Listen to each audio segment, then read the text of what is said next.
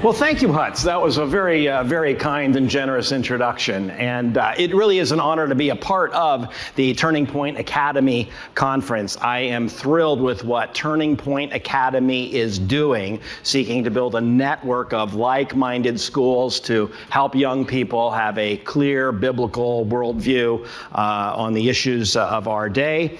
And so this fits in very nicely with that. As Hutz and I have talked over the past year or so, it just seemed like there was an awful lot of synergy between what Turning Point Academy is all about and what we're all about. Turning Point Academy is seeking to help schools, provide them training and resources and materials to teach good, healthy curriculum to our kids across a broad range of subject matter. That's what Turning Point Academy is doing. We're doing something similar, but with a very limited, focused scope on this particular subject of abstinence until marriage and why that's fundamental, and it's part of the success sequence that we'll talk about today. So, yeah, and you mentioned that I graduated here 33 years ago, Hutz, I graduated here. It's why I came from San Francisco. I literally came from San Francisco to go to school here and then go back, only the Lord said, no, you're not going back. So here I am. But I am heading home tomorrow to join the family for a vacation out there. We're going to Lake Tahoe camping, and it's a beautiful place, and so thrilled to catch up with everybody there tomorrow. Well, so rescuing a generation. I was on this week with, and Hutz set this up, with Carl and crew on Moody earlier this week. And Allie said to me, she said, so Scott, what are we rescuing kids from? And I referenced the Oklahoma Oklahoma Sooners women's softball team. You've all seen the video by now several times. What a wonderful testimony. And what I said to Carl and Allie the other day was, you know, if you watch that video, if you haven't seen it, see it. I was going to play it, but I'm like, everyone has seen it already. It's been everywhere.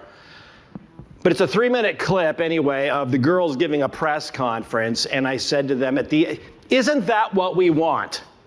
Isn't what we're all looking for is for our kids to grow up in the midst of a pagan culture and yet be able to have a clear public stand for Christ and to know what they believe and have confidence in it? That's at the end of the day what we're all about. And the verse that came to my mind was Psalm 30:11. You have turned for me my mourning into dancing.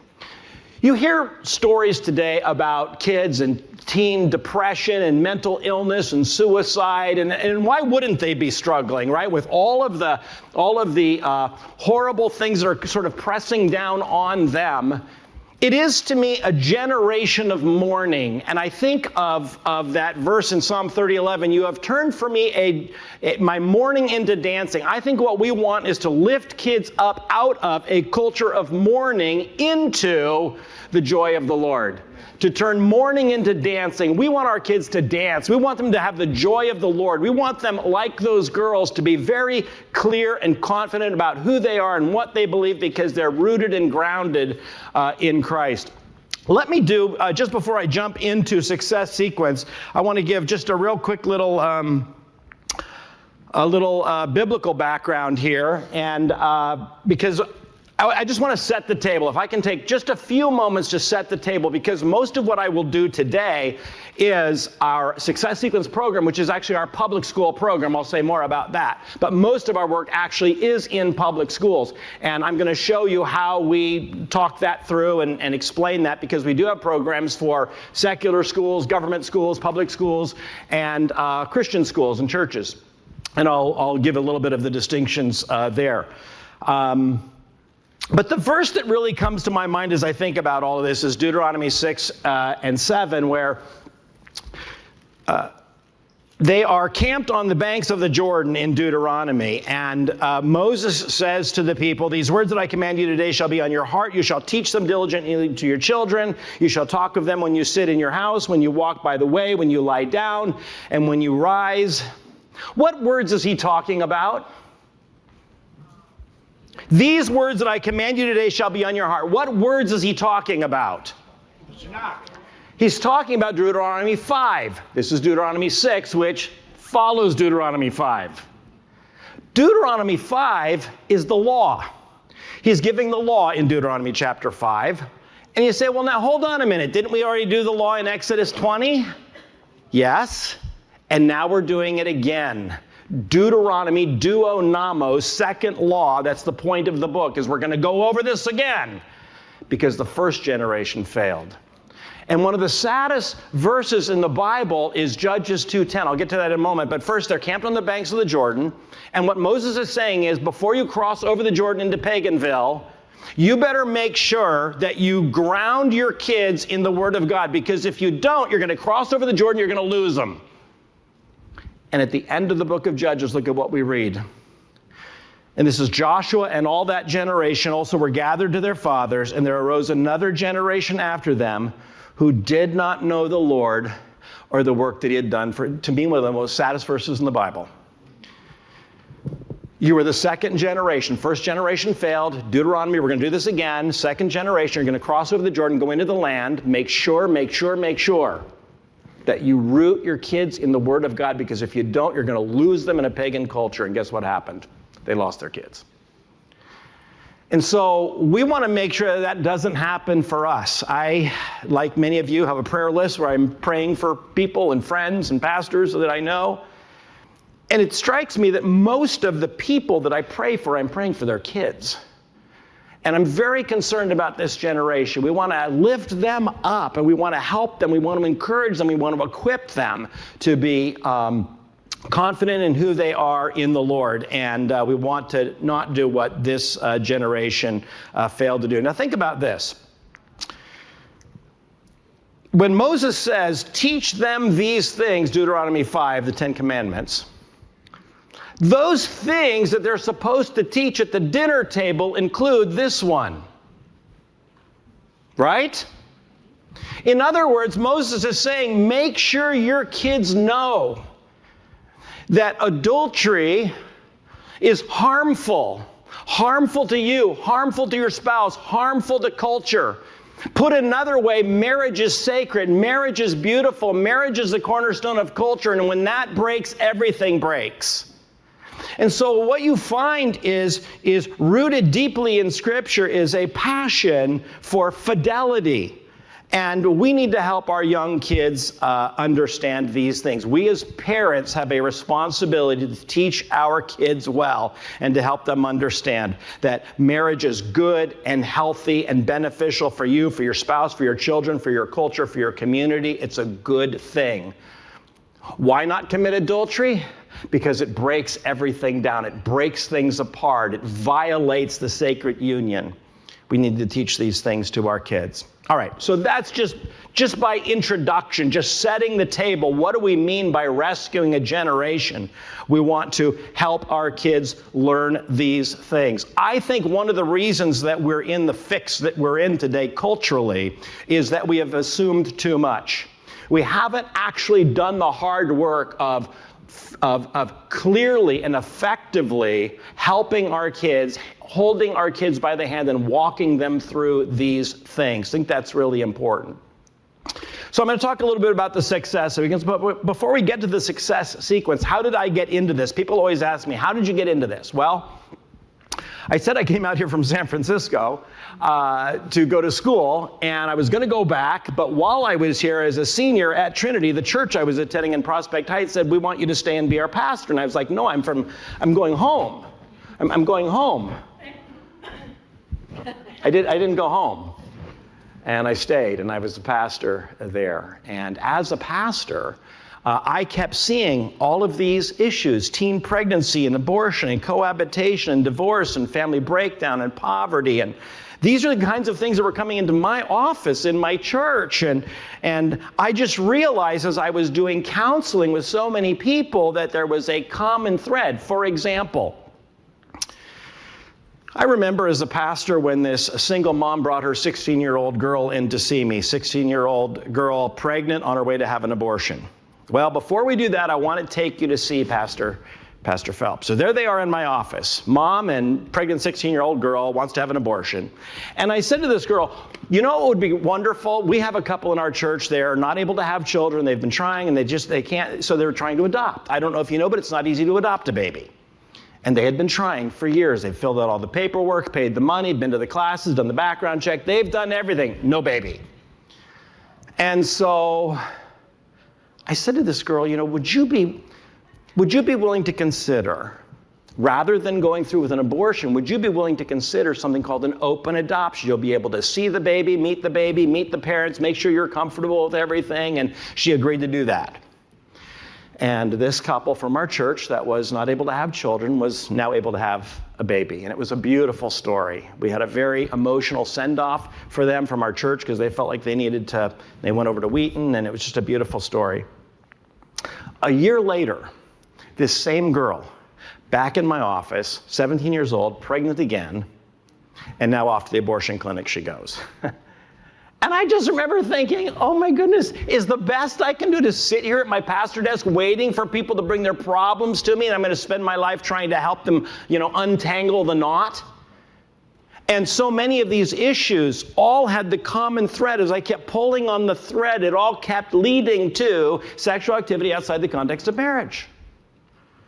So I thought, well, what can I do? So I went to work for, it was at that time, we were called Loop, Crisis Pregnancy Center down on Michigan Avenue. We started going into schools, talking to kids about why waiting for marriage is really a good thing and why you should consider not being sexually active now, but waiting until you're in a marriage relationship. Now, we were in some pretty tough areas. We were down by Comiskey Park, DuSable, Steinmetz, Juarez, Calumet, all these different high schools in the city, going in, talking to kids about why waiting until marriage matters. How do you think these kids responded to a message of waiting until marriage? What do you think? You would think they would laugh. You would think they would boo, but they didn't. I would say, for the most part, the responses that we got were, there's always a few, but by and large the response was, that tastes good. What's that called? Well, that's called truth. And they're like, we've never tasted that. More, please. More, please. See, when you communicate it clearly and honestly and openly, they're like, we've never heard this before. We'd kind of like to hear a little bit more about that. Do you know what a girl at Taft High School said after a presentation? Listen to this. She said, I think saving sex for marriage is a great idea. I never thought of that before. That's what I want to do. Ding, ding, ding, ding, ding, ding, ding. That's what I'm talking about. When we're talking about rescuing a generation, we're talking about giving kids an opportunity to learn some things that could be super helpful and super beneficial for them. And so the success sequence then is this.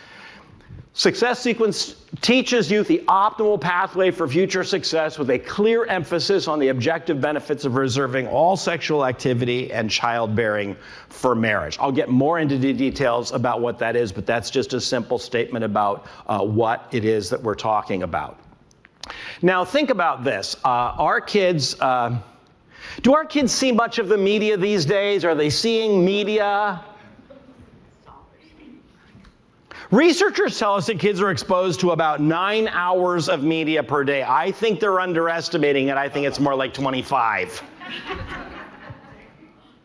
Right? And it's not just them, all of us. We're all sucked up into this thing, right? It's crazy stuff. But here's the thing. All of the media that our kids are sucking up on a hourly basis, is there any sexual content or imagery or messaging in that? Are they seeing anything on there? And here's the point. Of course there is, but here's the bigger point. It's not just that our kids are exposed to all this stuff at an early age, because we got to get them started pretty early, right? You got to be at Chick-fil-A with your kid on the laptop, right, on the iPad thing. It's not just that we're getting them started at early ages and they're being exposed to these things, but think about this. Of all the sexual messages and images that our kids are taking in on a daily basis, how much of that communicates to them the beauty of sex within the context of a marriage relationship? How much of it? Good luck finding that.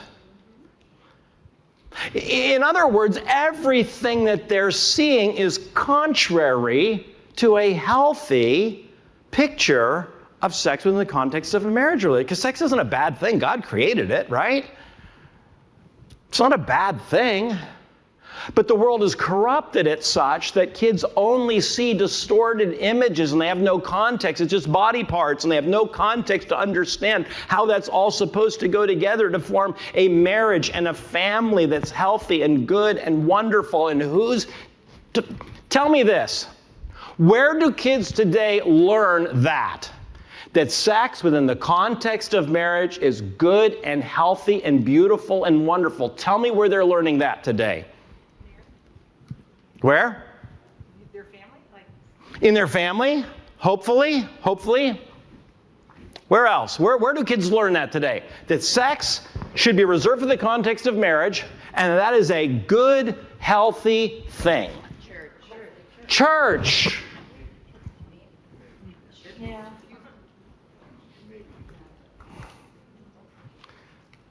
I tell people it's easier for us to get our program into a public school than a church or a Christian school. I'm serious. I've been doing this for over 20 years. Over 20 years.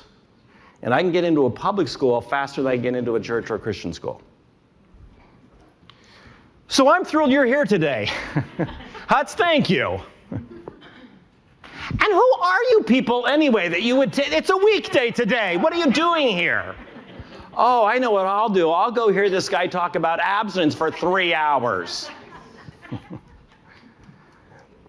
Which isn't very much time, by the way, because we got a lot of work to do. No, but seriously, what I want us to sort of pause and think about today is, where are kids learning these things? And the point of today is what I'm wanting to sort of help you think through is, where am I helping this generation learn these things?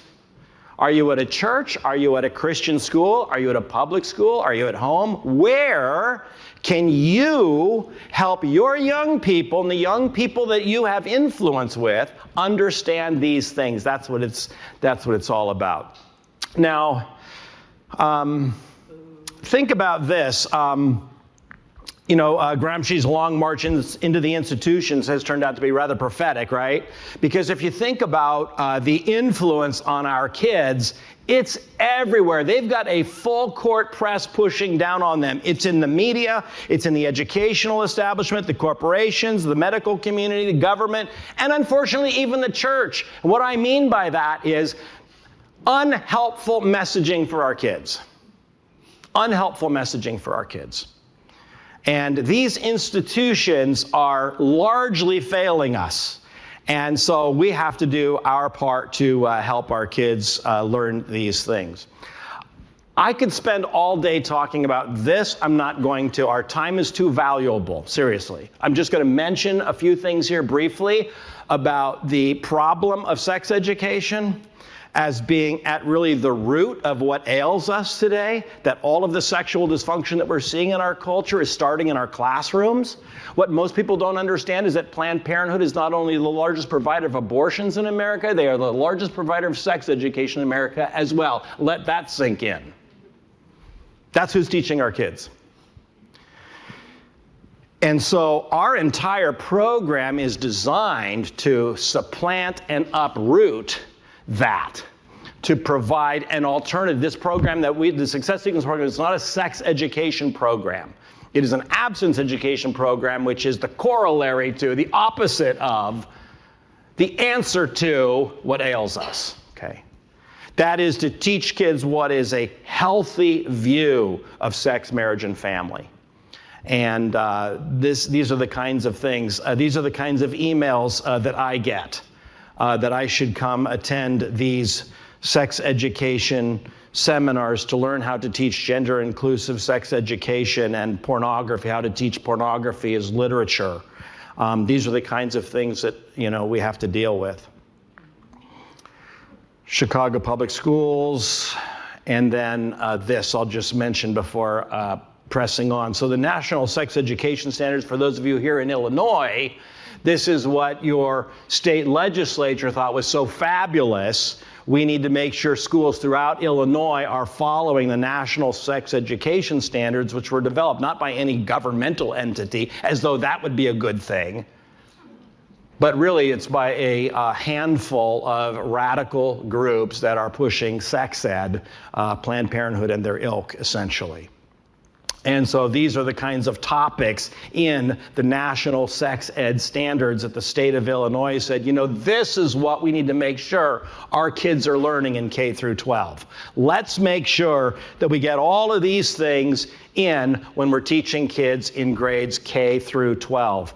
And so that is what is happening here now. Okay. Our program, as I said, is an antidote to this. We are trying to counter this message, which is unhealthy. Fortunately, the good news is the vast majority of schools in Illinois said we're not doing that. They tried to mandate it, and then there was a bit of pushback. So they said, okay, we won't mandate it, but you know, if you teach sex ed, this is what you have to teach. And most schools said, okay, forget it, we won't do it. So fortunately, but unfortunately a lot do. And even if they say they're not teaching a lot of these things, a lot of them are. So these are the groups behind it, FYI. Human Rights Campaign in Washington. These groups came up with a series of cartoons for our kids starting in kindergarten. Are we going to get these slides? Or do I have to make feverish notes? You need to make feverish notes, yeah, no. But this is amaze.org. If you want to look at amaze.org, if you must. These are basically what amaze.org was done by the people, and I'm not spending more time, this is it, I'm just spending this little few minutes to explain this, and then I'm going to get on to the good stuff. But amaze.org was actually developed by these groups here, Answer, Advocates for Youth. These are basically the same people behind the National Sex Ed Standards. So in other words, what you have in cartoon form, and I would play some of these for you, but I'm not going to. Basically, these are the sex ed standards in cartoon form, okay? And you can see them and you can get an idea there. Lots of pressure coming into our kids. So then our program, the Success Sequence program, as I said, is an antidote to that.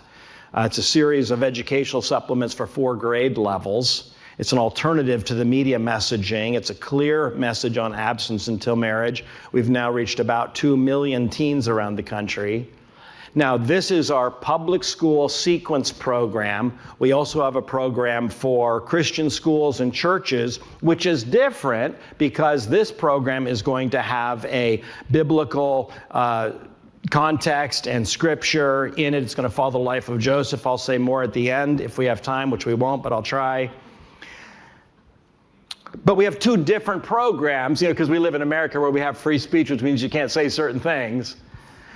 So we've got 2 different programs here, and this is our program for churches and Christian schools. And all these are available for free at our booth. We're not selling anything today. We just want to equip you and give you sample resources that you can use in your church, in your school, whether it's a public school, church school, Christian school, whatever. We want to equip you today. All right. Idea of where we've been over the years. This is Illinois currently, what we're doing. We're currently working with our curriculum division. The Success Sequence program has, I think we have about 300 schools that we currently are servicing, working with around the state. All right. So now let's jump into sort of the bigger picture. Let's look at the big issue here. What is the problem? Why are we concerned about teens? What is the fundamental problem that we face today? If you had to pick one of these things, if you had to say, okay, here's the thing that I want to, all of these are things that we're concerned about, of course, but you only get to pick one. Which one are you going to go after? Breakdown of marriage and family, why would you say that? Okay. Okay, so the first 3, pregnancy, STDs, teen sexual activity, tends to be symptomatic, right, of the 4th. That where you have the breakdown of marriage and family is where you have a whole host of social pathologies. And so if we can what I want to do is sort of step back and look at the big picture of what we're dealing with here.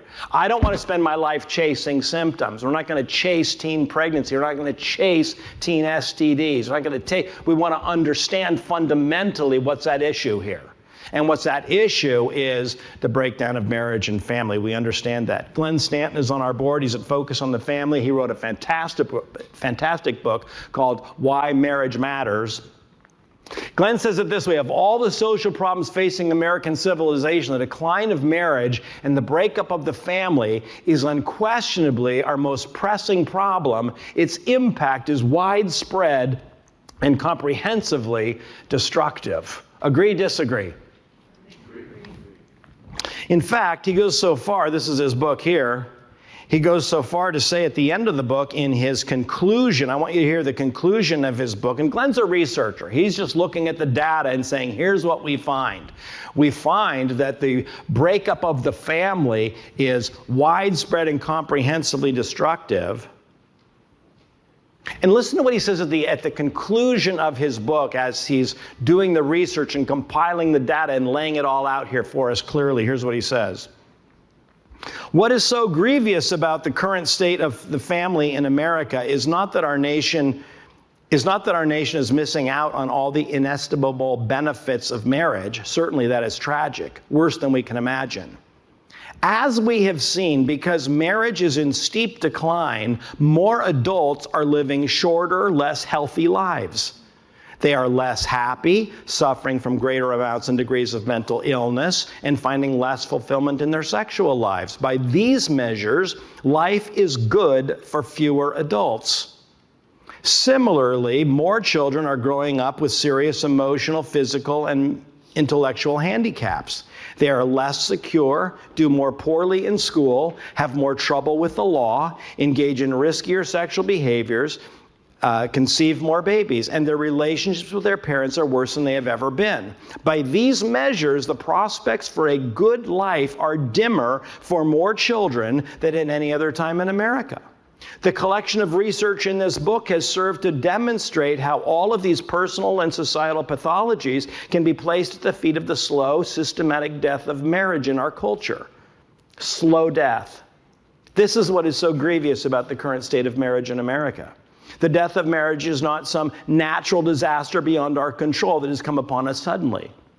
It has been happening for more than 40 years. It has happened right before our eyes, and we've done nothing to stop it. In fact, there is very little indication that it even bothers us. At best, we have been passive observers. At worst, we have served as active facilitators. The fault, he says, is our own. Wow. Point taken, Glenn. Glenn is challenging us that we live in a culture where marriage is in free fall. What are we doing about it? What can we do about it? What we can do is educate a new generation of American youth that marriage is a good and worthy goal, and help them understand and appreciate the value of it. That's what we're talking about.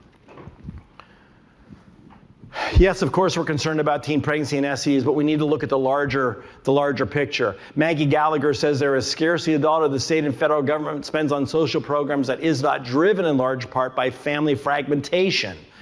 Crime, poverty, drug abuse, teen pregnancy, school failure, mental and physical health problems. And so you can have a direct attribution to so many of the issues that our young people are struggling with as a result of family fragmentation. That is to say, broken families are never formed families, and that where you have communities with low marriage rates is where you have all kinds of issues that you have to deal with, is what she's saying. Now let's dig in here a little bit. Where are the highest rates of birth outside of marriage, would you say? We're going to a little class participation here, class. Are you ready? A little class participation. You got to give me an answer. You can't wait until I give the answer and be like, oh yeah, I knew that. You did not. Did not. Let's start down here at the bottom. How many would say, I want to see a good raise of hand, not like this. Get your hand up there. Let me see it. How many of you would say highest rates of birth outside of marriage is here, 35 to 40? Let me see your hands. Not so much. Debbie's doing this. How about this one here, 30 to 34? No? One? 25 to 30? Some more? 20 to 24? A lot more. And what about 15 to 19? You guys are all over the place. You clearly have no idea. All right, let's take a look. So answer is highest rates of, give me a drum roll, please. I need a drum roll here. Highest rates of birth outside of marriage. Answer is? Now, some of you got that right, and you're feeling a little proud. Stop that. It's not good. Now, that's number one. What's number two?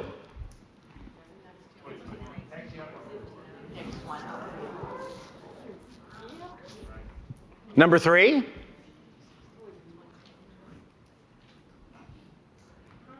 Number four? This one gets a little hard now. It's like,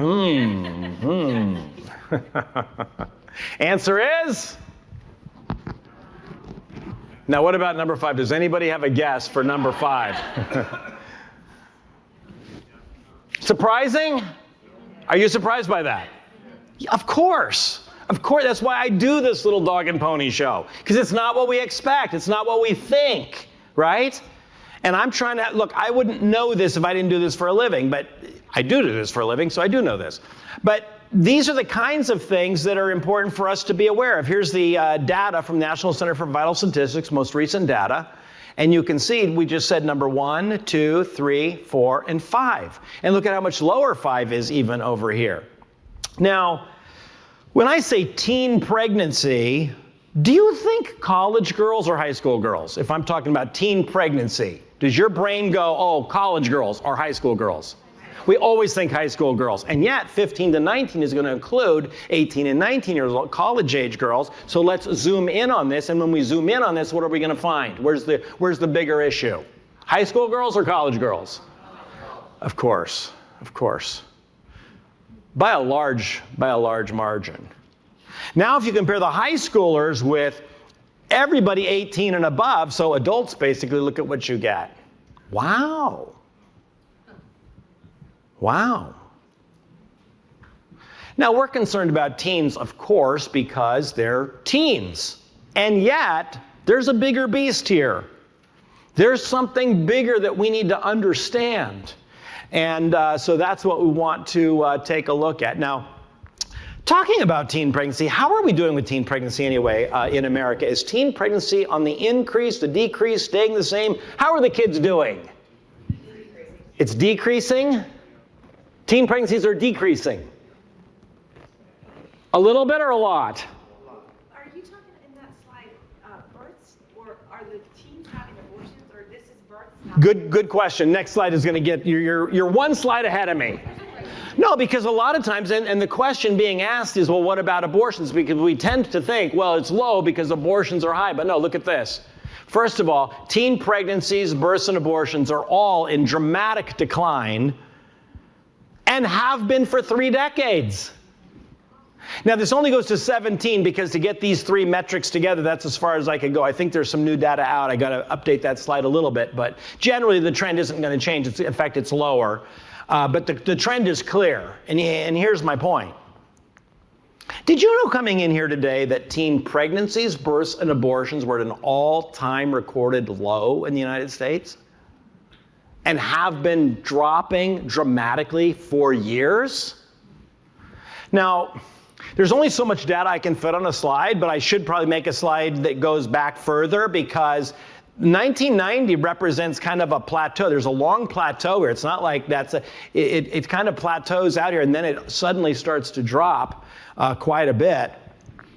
And let's see, here's our percentages here I've got. And this is US. Take a look at Illinois. Same thing. The Illinois matches the national pattern. Look at this. Look at the difference from 1980 to 2018. That is a dramatic decline by any standard. Now, what happened? Boys are dating boys, girls They are don't know dating the girls. And we're extinct. That's a separate issue that you're on to. We'll get to that later on. What is it? Education, educating the kids. Educating kids about what? Birth control? We've done a fantastic job of pushing birth control on our kids. It's called sex education. Sex education is contraception education. And what a sex education has been doing for years is promoting birth control among our kids. I was doing a training seminar in Urbana, Illinois, before the pandemic, a few years ago, it was right before the pandemic. That's how we measure time now, by the way.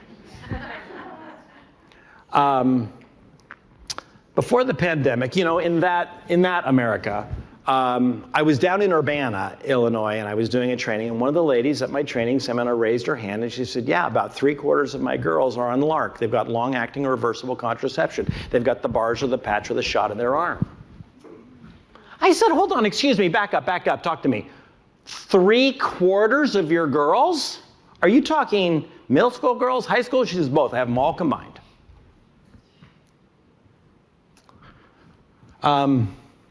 Yeah, well, let's go to this one. Here is a slide that I pulled. This slide is old. I've had this slide on my presentation for over 10 years anyway. This was a school district in Portland, Maine that said, we're going to start making sure they've got birth control pills for girls starting in the 6th grade. And we think that's just really important, to do that. Well,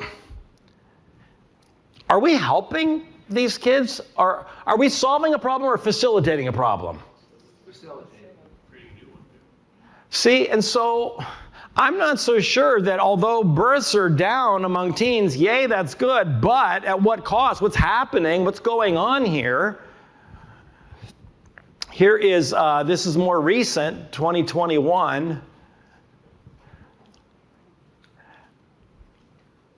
Chicago Public Schools ensuring that every school in the city that includes 5th grade, which is virtually every elementary, the Sun-Times article here said there's only 12 schools out of all public schools in Chicago, only 12 of them don't include 5th grade, meaning virtually every, as it says here, nearly every school, including elementary school, we're going to make sure that there's free condoms available for the kids. Excuse me? Have we lost our minds? The answer is yes, we have lost our minds. I was at a middle school in Washington, D.C. Some years back on December 1st. December 1st. Anyone? December 1st? World AIDS Day. World AIDS Day, December 1st. And so at my hotel there in Washington, I had picked up the Washington Post in the morning. And there was an article on December 1st about how the Washington, D.C. Health Department was going to have, free condoms for everyone, everywhere, at all times. We're going to put them in the bars. We're going to put them in the health clinics. We're going to put them in the bathrooms. We're going to have condoms everywhere. And that day, I was doing a school assembly for middle school, 4 blocks north of the Capitol, and a large auditorium of middle school kids, inner city kids. I read them the article. I said, hey kids, let me read you from the Washington Post this morning. The health department of Washington, D.C. is going to give free. How many of you kids think this is a great idea and this is going to solve the AIDS problem? Let me see your hands. How many hands went up? None. How many of you kids think this is a Band-Aid approach that isn't really going to solve anything? How many hands went up? All of them. Middle school kids. I said, you kids should be running the city. You're so much smarter than right? Come on. It's madness. Middle school kids can figure this out. It's not that complicated. And so this is what is happening. So teen pregnancies, births, and abortions, all-time recorded low, largely due to the promotion of contraceptives through schools. Our schools have become pharmaceutical industry dispensaries for contraceptive products. Done a very good job, right? Very good job of getting our kids on birth control. That's part of the equation. Another part of the equation is this. The good news is that sexual activity among our kids is also at an all-time recorded low. That's good news. Now, if you happen to come across any kind of article about this, it will say something like, because they're at home on their computers, which certainly that's the case more recently, but this trend has been happening for quite a while. It's a pretty sustained trend of downward movement.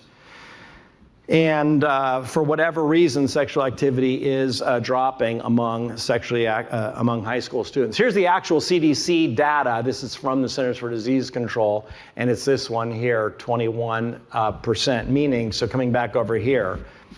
What does this say, by the way? If 21% of high school students are currently sexually active, what does that say about 79% of high school students?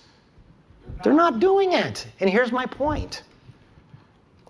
The myth is they're all doing it. You abstinence people are so stupid, head in the sand, you should figure it out that the only thing you can do, the best thing you can do is throw condoms at kids because they're all going to do it anyway, goof.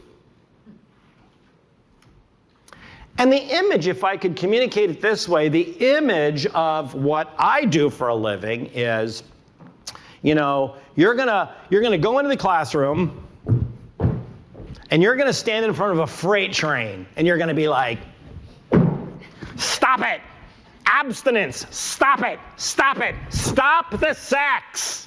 That's right. And you're gonna get run over because it's a freight train, idiot. Okay, that's the way people view me. But I happen to know the reality.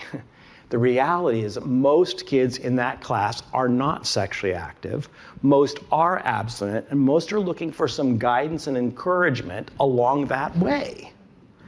And the typical program is going to assume sexual activity and spend all their time talking about all the different contraceptive devices that you can use.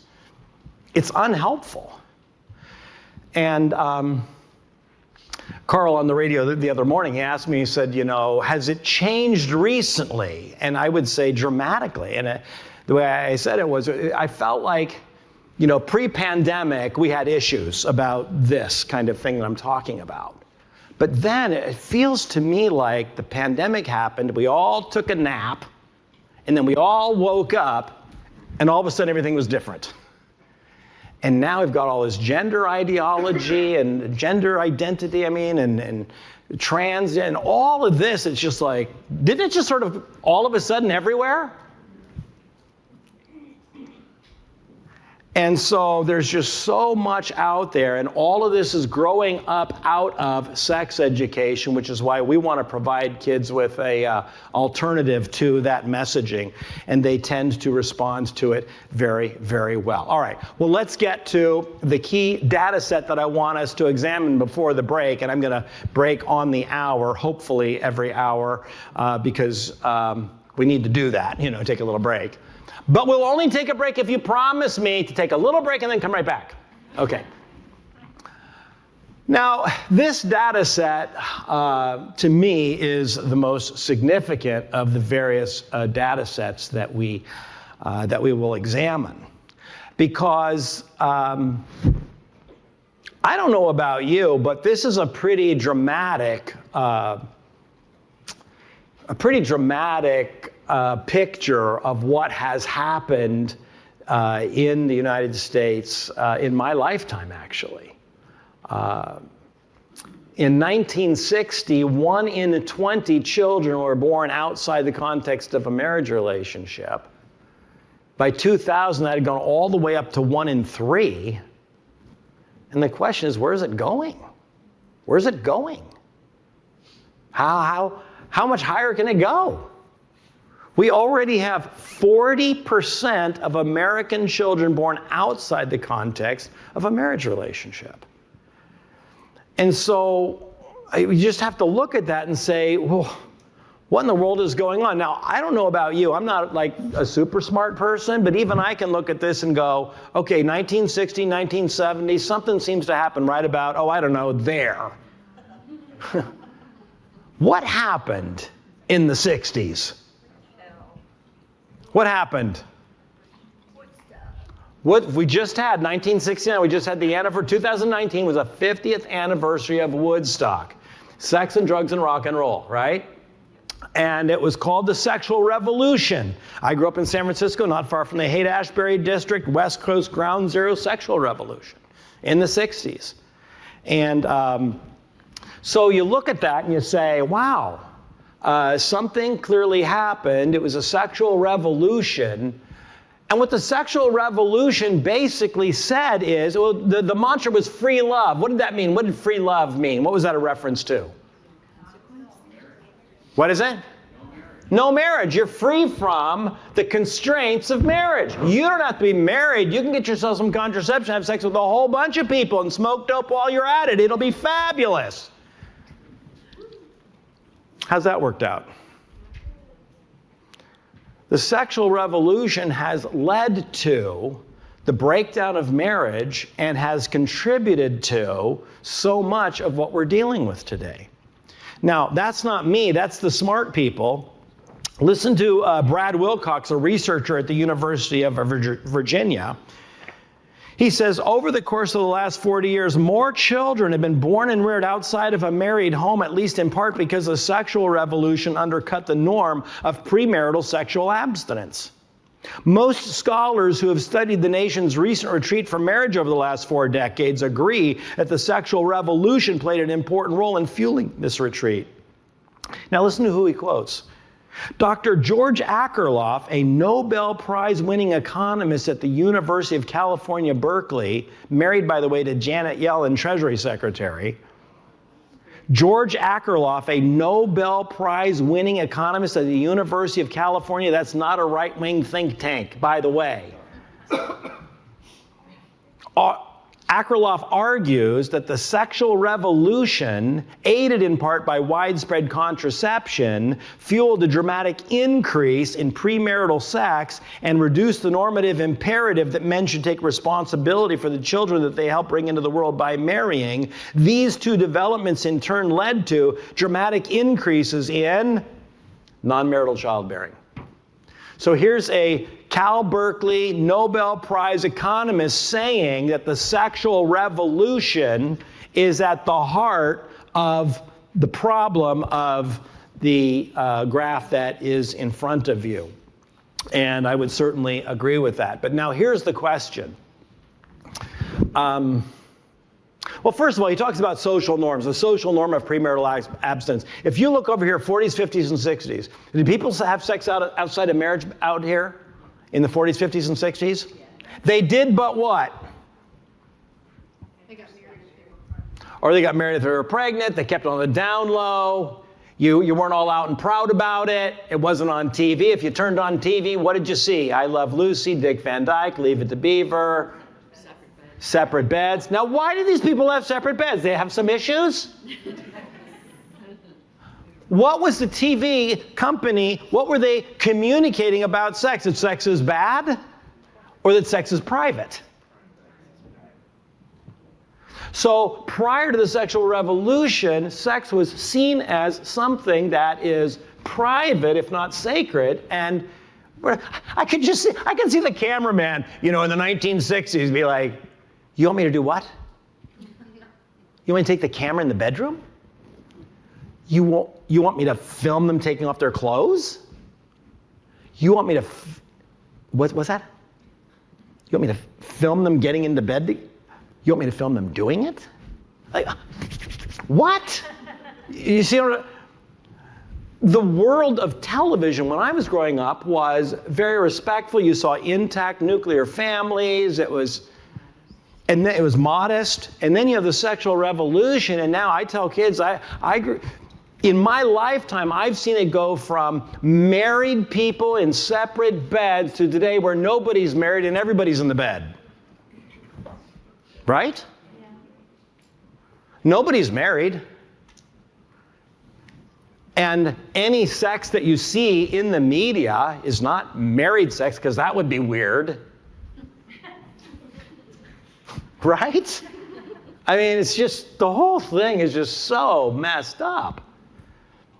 And so the sexual revolution is largely responsible for that. So now here we come. You look at this graph. And I'm going to ask you this question. Can this graph flip?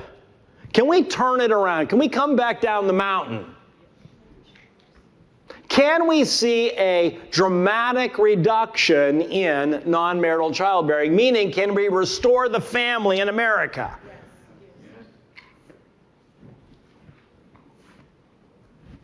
How? Because I'm not feeling it. I'm not feeling it. Unless what? What is it?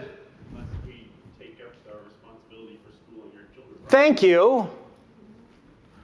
I absolutely believe this can change, but it's a Herculean effort. And that's why I'm glad you're here today. Only with the help of God. Help of God, and we have to do our part, Art, right? We have to do our part. And so it can change if we, who are adults in the room, will take seriously our responsibility to effectively, systematically communicate to a new generation of American youth what marriage is, why marriage matters, and why waiting for it is good.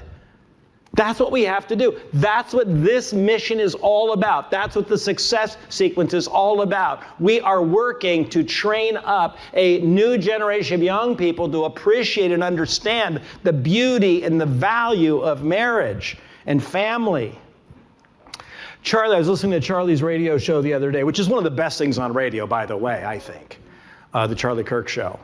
And he the other day was talking about that he had made some tweet that went viral. What was his tweet? He was laughing at it because the tweet was, "You should get married and have children." Serious. And we were at the big AmFest out in Phoenix. I did this presentation out there at the first Educator Summit that we did in Phoenix, and a number of speakers, Matt Walsh, Michael Knowles, Charlie Kirk, these guys are all fantastic, doing great work. Almost all of them said that.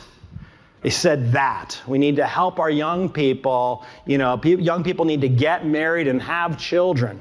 Okay, who's teaching them that? We can't just say it at a conference. We can't just tweet it. We got to actually teach it to people. I mean, it's good that we're saying these things, but now can we take the next step? Can we actually educate our kids systematically on these things? That's what this is all about. That's what we wanted. That's why we're here as part of this, because we really sync up with and identify with Turning Point's mission. I guess what I'm saying is talking about a turning point. If we're going to turn this around, that's what Turning Point is all about, right? If we're going to turn things around, at the heart of that has got to be us educating our kids clearly on the important role of marriage and family for culture, for community. It's so important. We've got to do our part. Now, talking about the sexual revolution, and essentially what the sexual revolution was, watch this, it separated sex from marriage, okay? You don't have to be married to have sex. That's your sexual revolution. And I will argue to you that sex education in America is nothing more than a codification of the sexual revolution. That what sex education in American schools is doing is teaching, encouraging, promoting, fueling the sexual revolution. What does sex education in America teach? Here's all the different contraceptive methods you can use for having sex. And how much is said about marriage? Forget about it. Forget about it. I was doing a TV show. I was out in LA a couple of years ago. I was doing a TV show with this lady, some sex ed expert person, and they had me, the abstinence person, And she said, she said what they always say. Well, our program, we include we teach abstinence too. I said, actually, I don't know of, correct me if I'm wrong, I don't know of a single sex education program in America that will even give kids the option of reserving all sexual activity for marriage, saving sex for marriage. Like, that's not a part of what you teach. The idea of reserving sex for the context of marriage is not a part of a sex ed program. I've never seen one. And you know what she said? You're right, we don't teach that. They don't. And so I say everywhere I go, if you know of one, show it to me. I've never seen it. Think of that. No sex education program will teach kids about sex within the context of marriage. I'm not saying they won't teach it as healthy and good. I'm saying it doesn't exist. It's a non-thing, okay? So how do you educate generations of young people about sex without talking about marriage? That's what this program is all about. It is the opposite of that. We exist to fill that void. Okay? The void is that kids today don't have the opportunity to learn about why saving sex for marriage is good for them and why it is healthy for them, and why marriage is a good and worthy goal. All right. Well, we left off at this slide talking about the sexual revolution and what it hath wrought. And we are at 40%. Now, I would say the glimmer of hope here is, if you'll notice, it's the plateau at 40. We did not exceed 40%. As you can see here, decade by decade, we are sort of still here at 40, which is, it's terribly high, don't get me wrong, but at least we may have stopped the increase there anyway. Now, the CDC also in their data charts breaks it down demographically.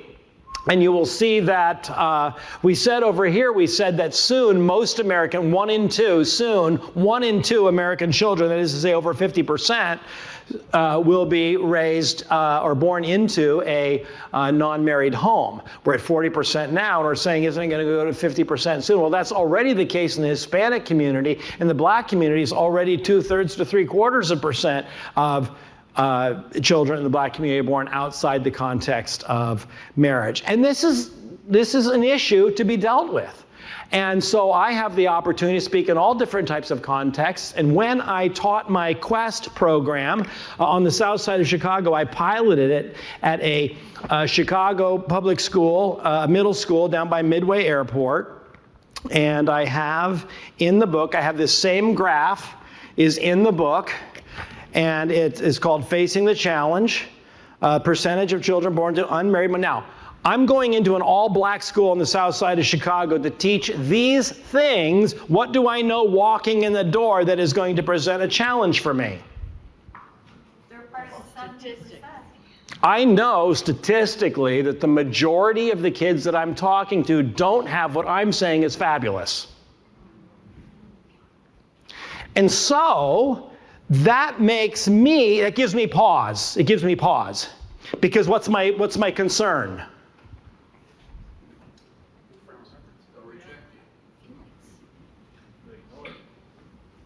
I don't want them to feel badly. I don't want to offend them. I don't want to say something that's going to make them feel like they don't have this fabulous thing. And so I don't want to hurt their feelings. I don't want to make them feel badly. So my tendency is, don't, right? And then I realize, if I don't say it, am I helping them or hurting them? I believe that. And so I speak to teachers who I suspect have the same reticence that I have in saying these things in these contexts. Any context, really, because but especially here, knowing what I know about the data and statistics and so forth. And so what I say is I have to push through my sensitivity to speak truth to them lovingly, but truthfully. And when I push through that and I speak to them and I say it to them, how do you think they respond? When I say all these things about marriage and family and why it's good to be married and you should save sex for marriage and here's why it's good to be raised by a married mom and dad. You want it. More please. More please. And where have you been all my life? Because you know what? No one has ever told me the things you're telling me right now. Because no one wants to hurt my feelings. So I've never got to learn this. Thank you. Thank you for pushing through that. I know they don't say it like that. But right? They eat it up because it touches them here. And now, how do I teach it? Here's how I teach it. When I'm teaching these things, I don't back off the truth. I think our kids are starving for truth. And so we need to be faithful in communicating that truth to them. And when I teach these things to them, I say something like this. Now, when I say that it's good for kids to have a married mom and dad, am I saying that a single parent, a single dad, a single mom, am I saying a single mom can't be a fantastic mom? Am I saying that? And they're like, no, of course not. Of course I'm not saying that. In fact, if you live with a single, because now I know who I'm talking to, if you live with a single dad, a single mom, a single parent, if you live with a single mom, help out around the house. Take out the garbage, do the dishes, do your part, because you know what? Your mom's working really hard to take care of you. And it's a lot of work. But she loves you. And she's working really hard to take care of you. You do your part. That's how I talk to kids, just like that. They eat it up because I'm being honest with them, right? And that's what we need to do. We just need to teach these things, but honestly and truthfully and lovingly. And when we do, they respond extremely, extremely well. And, well, I'll tell you what, and when I did Quest at that school, I got to the last chapter. I'm going to show you a video in a few minutes of chapter 8. Before we had the video, I had it just written out because this couple wrote it. And so I literally read, I took the entire, think about this, entire class period, I'm reading them a story. And I get to the end of the story, 7th and 8th graders, all African-American school, south side of Chicago, I'm reading them a story about two people who love each other enough to wait for one another for marriage. And when I finished, woo! I looked up and some of the boys were standing and clapping and cheering for a story about abstinence. I love what I do. I do. I love stepping into this void and providing beauty for kids who are dying to have it, and they love it and they eat it up, and it's the joy of my heart to see them eat it up. Look at this one. Wow. 50% ages 20 across all ethnicities here, the primary ethnicities anyway. Look at here. Wow. That's really a majority of youth born to women in their early 20s, not married. All of this has significant effects. Now, we've got Father's Day coming up, actually. And I thought this was, I actually got this out of Erwin Lutzer's book. Have you read We Will Not Be Silent and No Reason to Hide? Highly commend those two books. Fantastic. I think this was in We Will Not Be Silenced. He mentioned a Father's Day speech given by Barack Obama. I want you to look at it. I'm going to click through it. It's several slides. I'm just going to let you read it for yourself.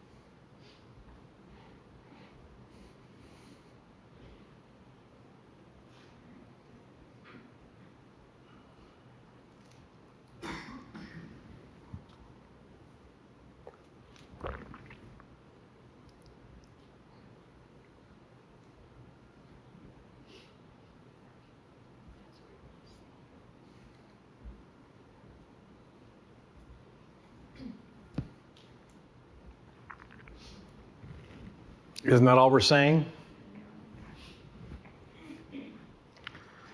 So these are very clear truths that are obvious to anyone. So our purpose at A&M exists to ensure that every teenager in the country has the opportunity to hear a clearly reasoned, positive presentation on the benefits of abstinence until marriage and instruction on preparing for a healthy future marriage. That's why we exist. And we are here at Turning Point Academy to partner up with them to help you and equip you to teach these things well to your kids. And this is the mission that drives us. The key word for me here is this one, opportunity. Look, is every kid I teach this to going to choose to save sex for marriage? The answer is no. But should every kid have the opportunity? See, does every kid have that opportunity today? The answer is clearly no. Very few schools, and sadly churches, will teach these things to our kids. And so that's where we come in.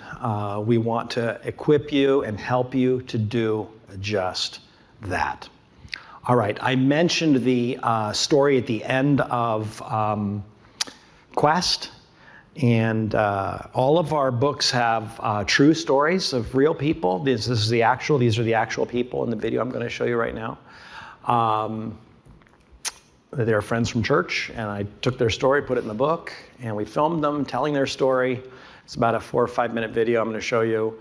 And this is the one that when I just read the story. I didn't have it in video form, but now it is. And you can use this. These videos are available for you for free. You can just use them. We have them on our website for you.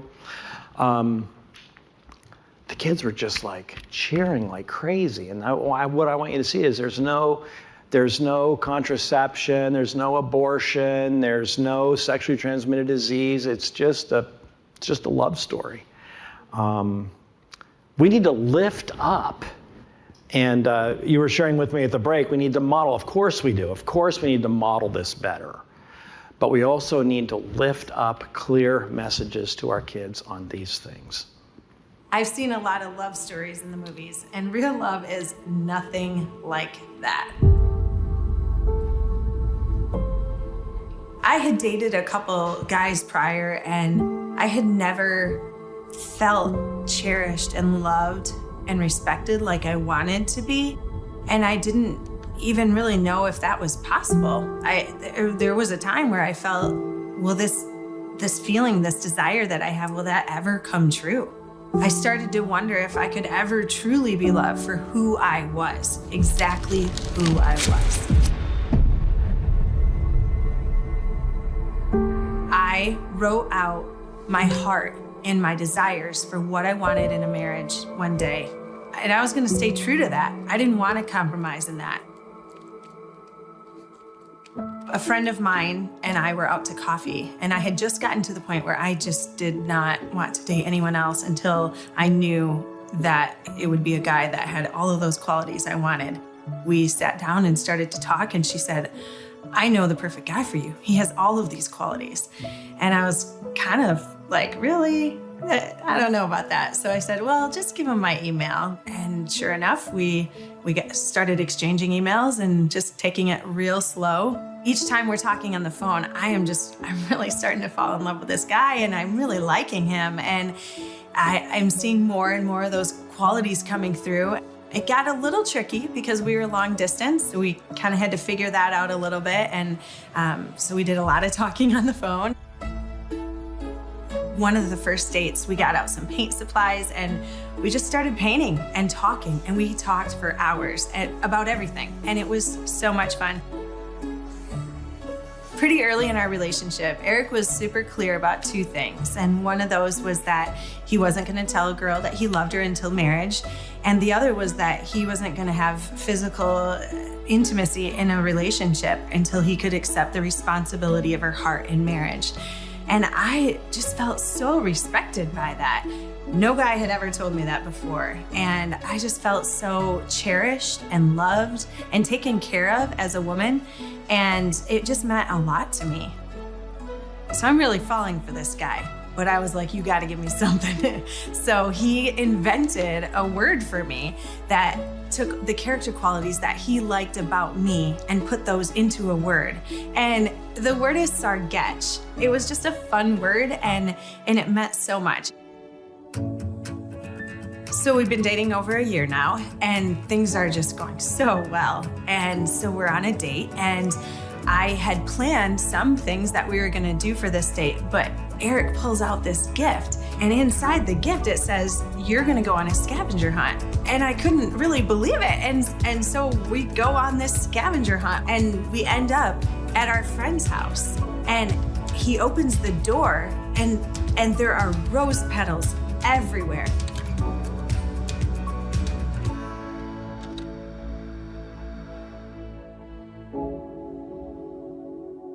He gets down on his knee and he says, Jennifer, I love you. I teared up and I just was like, oh my word. He just told me he loves me. He started to say all the things that he loved about me and why he loved me and why he wanted to spend the rest of his life with me. And then he asked me if I'll be his wife and live life with him. And of course I said yes. I was so excited.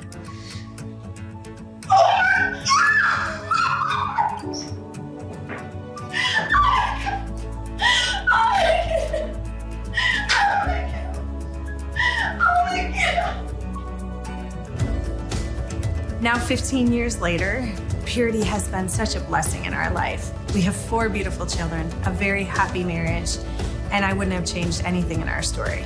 I just feel so thankful to Eric for leading our relationship in such a pure way. The character that was developed in us, both Eric and I, and the lessons that we learned produced such a love and a commitment to each other. And it wasn't easy, but it is so worth it.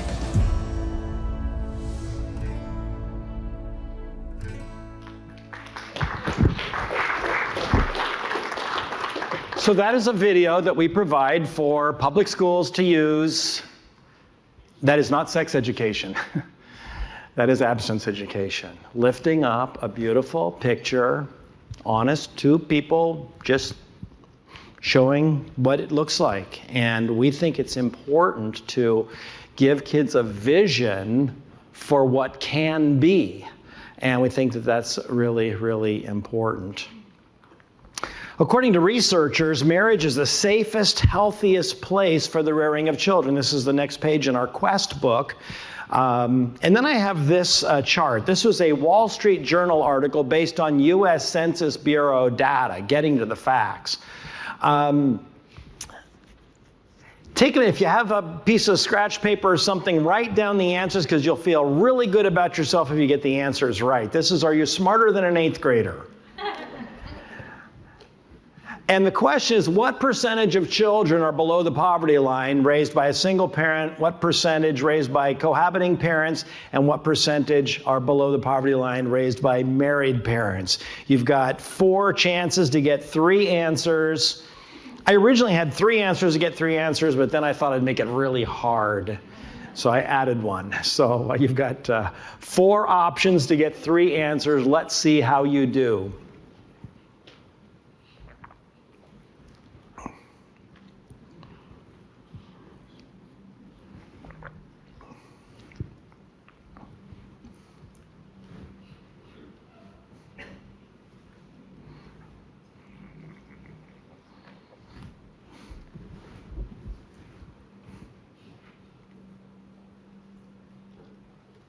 Okay, let's see how we did.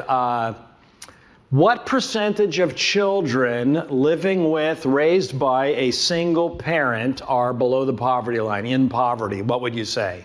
35% or 40. 35. I'm hearing 35, I'm hearing 40. Where's my 35s? Where's my 40s? Okay, answer is 35. All right. What about percentage of children raised in poverty raised by cohabitors? 22. Anybody else have 22? Who said 40? Somebody said 40. Answer is? What? And what about the final one, married? 8? 22?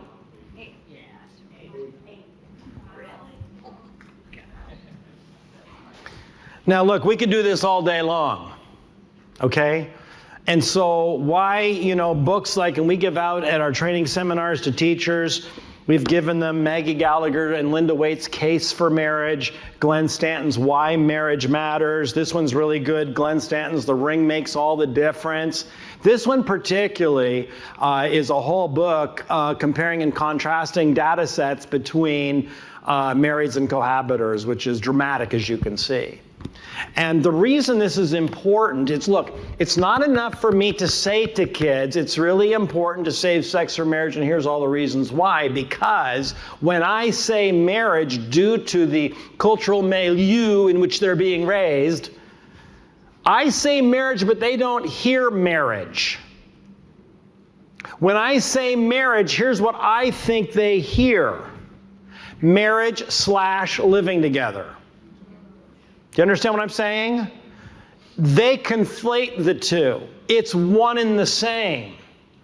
So the common view, and they can be forgiven for this, the common view is that marriage and cohabitation are kind of the same. Are marriage and cohabitation similar or distinct? They are clearly distinct, although the perception is that they are similar. So I need to dispel that myth. I want to help them understand the realities here. And this is just one example.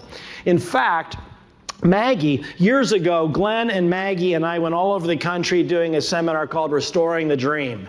And we did a bunch of cities around the country. I remember Maggie in our seminars, she would say, when she was talking about this, she would say, that in her research, looking at the data sets, the cohabitors and the singles are far more similar in their metrics than cohabitors and marrieds, right? So marriage is a distinct category. Look, there's nothing like marriage. It is a unique, distinct institution. And this is what's so fundamentally important for us to understand. Sadly, many groups that teach abstinence, that are good groups, waffle on this point. And they will say something like, we need to help kids wait until they're in a long-term mutually monogamous relationship, sometimes referred to as marriage. They'll get the word marriage in there somewhere along the way. But marriage is not like cohabitation. In fact, marriage is the opposite of cohabitation. Cohabitation is, I'll be with you, but I won't make a commitment to you. Marriage is, I will be with you and I will make a commitment to you. I will give you everything I am and everything I have. Anyway, this is just one metric. Pick a metric, any metric, and you will see distinct differences. I was doing a debate at Loyola University a while back, and one of the kids in the audience raised his hands and he says, hold on a minute. Wouldn't you say that there could be domestic violence in a marriage relationship? I said, of course there could be domestic violence. It's terrible. We don't want that. But you should also know that if you're concerned about domestic violence, marriage is the best place that you could be. He said, what?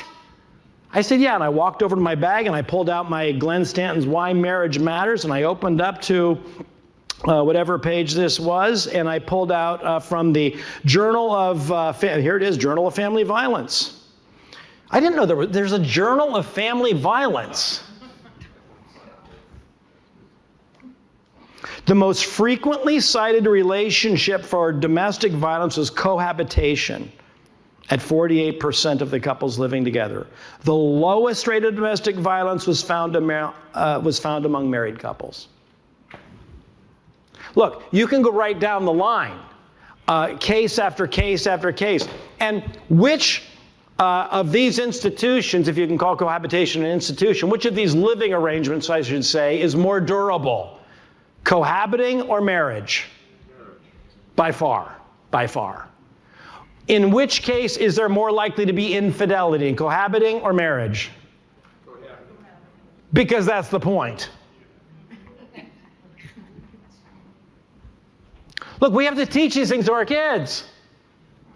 We have to do our work. We have to explain things. And this conference is about teaching kids how to think, not what to think. And our program is very much about critical thinking skills. What I want to use is objective data to lay out a case, to make a case. Look, I view my work as kind of like a lawyer before a jury, where I have to use objective, verifiable facts to make a case. And I need to make my case in a compelling way so that my students of the jury hear my case and say, that's it. That's what I want. Where do I sign up for that? You see what I'm talking about?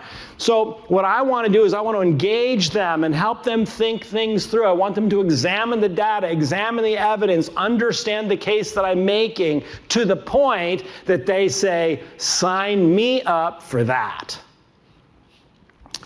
So that's really what we're all about, is helping kids understand the reality. But first, I have to do my homework. I have to know all of this. I have to be able to, I have to do some, and that's what's all in our work. But what I say is I take stuff like Brad Wilcox and Glenn Stanton and Maggie Gallagher and all these wonderful researchers, and we just try to take all that stuff and boil it down, and we put it in workbooks where we can teach these things to our kids. And that's really what it's all about. All right.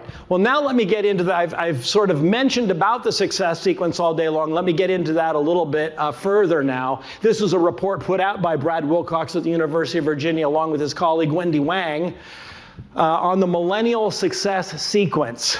And here's an article in the Wall Street Journal about the success sequence. And so let's talk about what that is.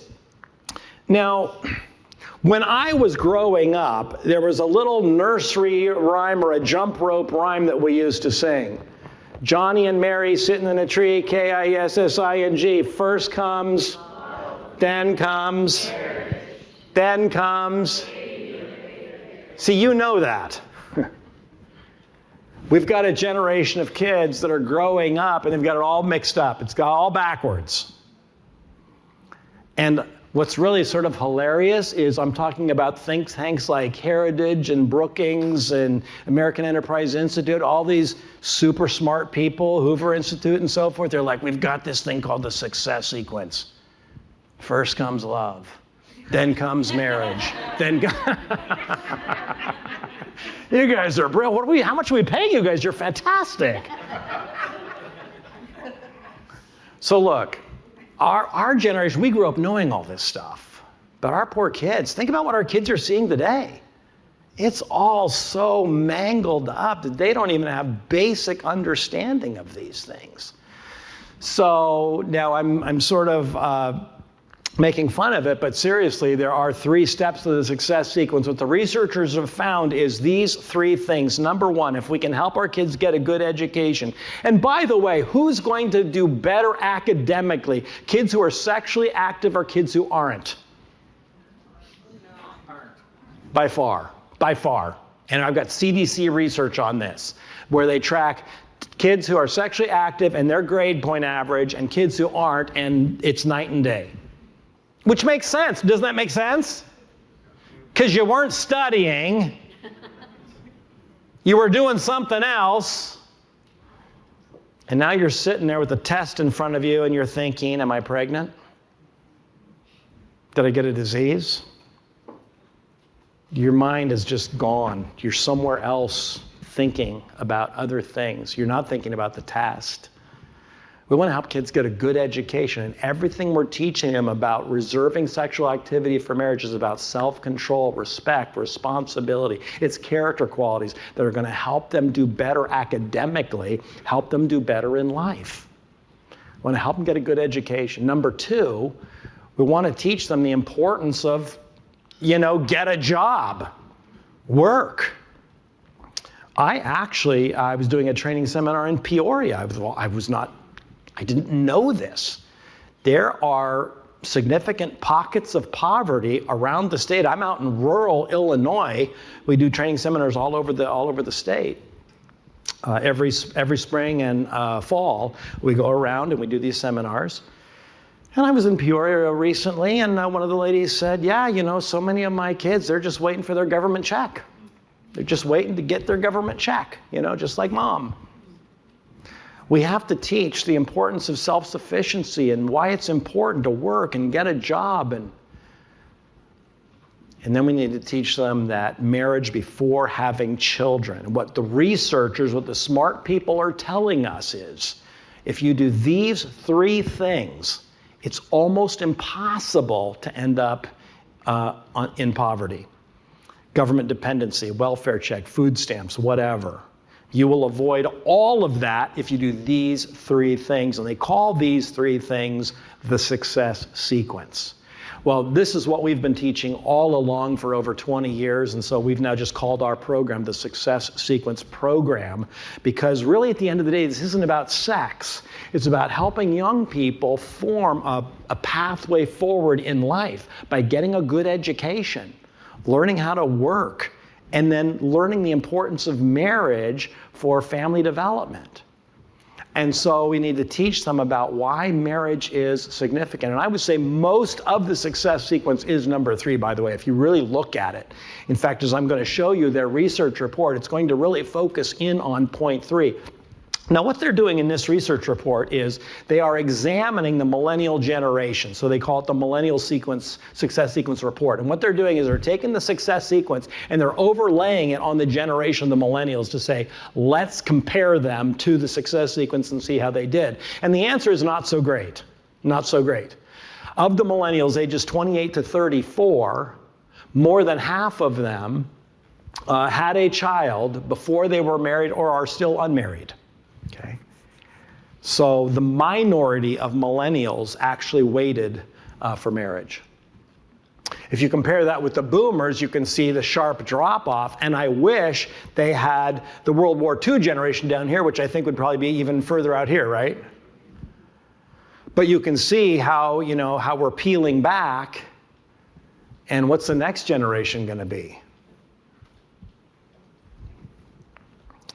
So this is why these are important concepts for us to understand and be teaching. Now, when you look at the economics of it, you will see that those who waited for marriage and those who didn't wait for marriage are perfectly inverted in terms of the economic scale. And so what I teach is that economic disparity in America is much less associated with your ethnicity as it is your family structure. Do you understand that? It's not a matter of ethnicity as much as it is a matter of family structure. And the next slide is going to show that. All 3 ethnicities, white, black, and Hispanic, all 3 of them where they waited for marriage first are in first place. Do you understand? And that there is much more similarity here. And you can just see that. I think that's a real clear graphic. Now, Pat Fagan is a researcher out in Washington. He sent me this slide, which is why it's different. A little bit hard to read, but let me explain what this is real quickly. This is percent in first marriage. So this is number of sexual partners ever in your lifetime. So 1 actually means my spouse. It means I've only ever been sexually active with one person. It's the person that I married. Okay, so 1, and this is National Survey of Family Growth data. It's dated, but the trend is clear. So 1 means I've never had sex with anybody except one person, the person I married, okay? And this is marriage at 5-year anniversary. These people at 5-year anniversary are almost all still married. Those who had additional sexual partners, it drops off rather substantially, okay? So it goes to the thesis of our program that waiting for marriage is very beneficial in helping you form a healthy, successful, durable marriage relationship. That's what we're talking about.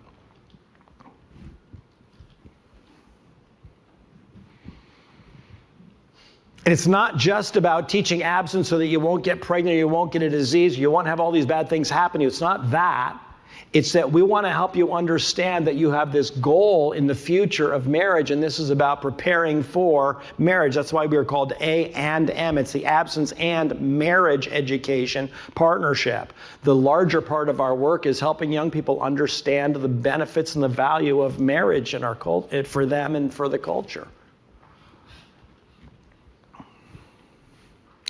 My daughter is a graphic designer for Tyndale. She's a senior designer at Tyndale, and she does a lot of their book covers and Bible covers, and she did all the layout on the NLT. She and another guy did all the layout on the NLT study. I'm very proud. She did all the layout on the NLT study Bible and everything. In fact, she is in a Zoom meeting right now doing a big presentation. I told her at the break, I'm praying for your sweetheart, but she did this little graphic for me on marriage in decline, and this is where we're at.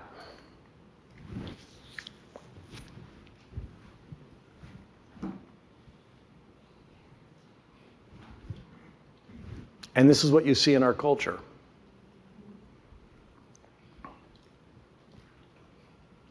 This is 2020. And here's the graph. Look at this. You want to go back here to 1900? What is this up here, by the way? What's the peak? That's end of World War II. End of World War II. Beginning of the baby boom. The baby boom boom is right there. That is your baby boom. Okay. But this is a very steep decline over here, and especially where we're at right here now. Now, I think, let me say it. I think there is a lot of reticence on the part of educators in these days to teach about marriage for fear of what? What am I going to say? What is marriage? Post Obergefell, what are we talking about now? Do you understand? Do you understand? And so I think a lot of educators, and this is why we want to work with Turning Point to equip and help and support educators in these things. I think a lot of educators are somewhat intimidated by communicating the concept of marriage in this environment. Because what do I say? What do I say? So I hope this will be helpful. And I'm talking about in a public school now. I'm not talking about in a Christian school. In a Christian school, no problem. Genesis 2:24, you can be very clear. Jesus in Matthew 19 says, go look at, by the way, Pharisees, go look at Genesis 1 and Genesis 2. Can you do that? Chapter 1, chapter 2? And that's what Jesus references there is God made them male and female. The two shall become one flesh. It's very clear in Scripture. So in a Christian school, in our Excel program, no problem. Public school is going to be different. In a public school, for those of you, because I know we've got a mix here, that's why I'm kind of doing both things here. So for those of you in a public school, I was at Hersey High School speaking not long ago, and a student said that. Said, well, when you say marriage, what do you mean? Do you mean two guys? Do you mean two girls? Do you mean a guy and a girl? What do you mean? So well, let me be clear. When I say marriage, I mean one man and one woman. Here's why. I know that it's now legal for same-sex couples to marry, same-sex unions, I refer to them as. But when I'm talking about the objective benefits of marriage, I'm citing research. And all of the research that I'm citing is research on what? One man, one woman. You can't take research on one man, one woman and say it's the same for same-sex. You can't do that. What do we need to be able to make definitive claims about same-sex unions? We need three things. We need a large cohort over a long period of time, and then we need a multivariate analysis of those studies. Does that make sense? In other words, everything in these books, these data sets have been collected over decades with tens of thousands of couples, okay? Once you do that, and then you have multivariate analysis of those things, meta studies, now you can start to make definitive claims. Does that make sense? Same-sex unions are legal, but they're also brand new, historically speaking, and we don't have good, hard, solid, objective data for me to make any definitive claims about it. Therefore, I won't. I don't make up stuff that I'm saying. What I'm saying to you is research-based, it is factual, it is objective. I don't make stuff up. And anything I would say about same-sex unions would be me making stuff up. Now, that's in a public school environment, how I'm going to handle that situation. I'm speaking about what the research shows. In a Christian school, I'm in Genesis 1 and Genesis 2 and Ephesians 5, 30 and 31, okay? So that's how we handle those things. But here's my concern. My concern is a lot of educators are like, I'm not sure how to handle that. And that's what at our training seminars we want to equip you to handle properly, so that you're not, I don't know what to say. So anyway, very, very important that we do that. All right. Not only do we need to talk about marriage because it's the core issue, but kids want to learn about it. Now look at this data set blows me away. This is University of Michigan research, monitoring the future, secular surveys, nationally. This is rigorous research across all, the entire country. And look at what they come up with. High school students saying that having a good marriage and family life is quite or extremely important. And you've got 90% on average for decades of high school seniors saying, I want to get married, I want to have a family, and I want it to go well. Well, who's teaching them? Who's helping them? Who's guiding them? Who's encouraging them? Where are they learning about this? And so I am greatly bolstered in my efforts by this data because I know that there's something in here. I know there's a God piece in here that has that desire. And so I speak to that. I go past the facade and speak to the heart. I know what's in their heart. I know what this is saying. And I know how we're wired. I know how we're created. So I find that kids are very receptive to this message. They are wanting someone to lay it out for them clearly, to communicate, to help them, to think these things through. And that's what we want to do. I say that kids respond very well to this message. I could spend the next hour reading you student comments. But here are just a couple that I will read. These are from Morton Freshman Center, which is, Cicero, Berwyn is Morton High School, and there's Morton East, Morton West, Morton Freshman Center. These are kids, 9th graders at Morton High School here in the area. Dear Scott Phelps, and it's not me, it's the book. Dear Scott Phelps, thank you for teaching me and others about abstinence. You have inspired me and others to save all sexual activity for marriage, triple underlined. All sexual activity for marriage, triple underlined. This one writes, thank you so much for writing the Aspire workbook. It made me change my point of view, which was based off of the image social media made me see. I learned a lot. I love the dating boundaries unit. I'm so thankful for this book. It made me learn new information. I annoyed my mom with what I learned from here every day, hee hee. Thank you so much. I have no words for how happy I am for this book. Bless you and your family. Wow. That's just a kid at a public school. Just, you know what? I never knew all this stuff. All the stuff I've learned in here has just been so wow. And that's what we want to do. And, you look at what's in their heart, what they really want is how do I form a marriage and a family? And because that's what I really want. And I say marriage is the missing message because, well, let me put it this way. I have an article in one of the folders out there titled Marriage is the Missing Message. And I want you to hear what I'm going to say about this. While critics attack the until marriage component of the absence message, and they do, this is necessarily the core of the equation. Indeed, it is precisely because sex education has been taught out of context with no reference to the importance of marriage that so many young adults have failed to appreciate the role of marriage for sexual activity or childbearing.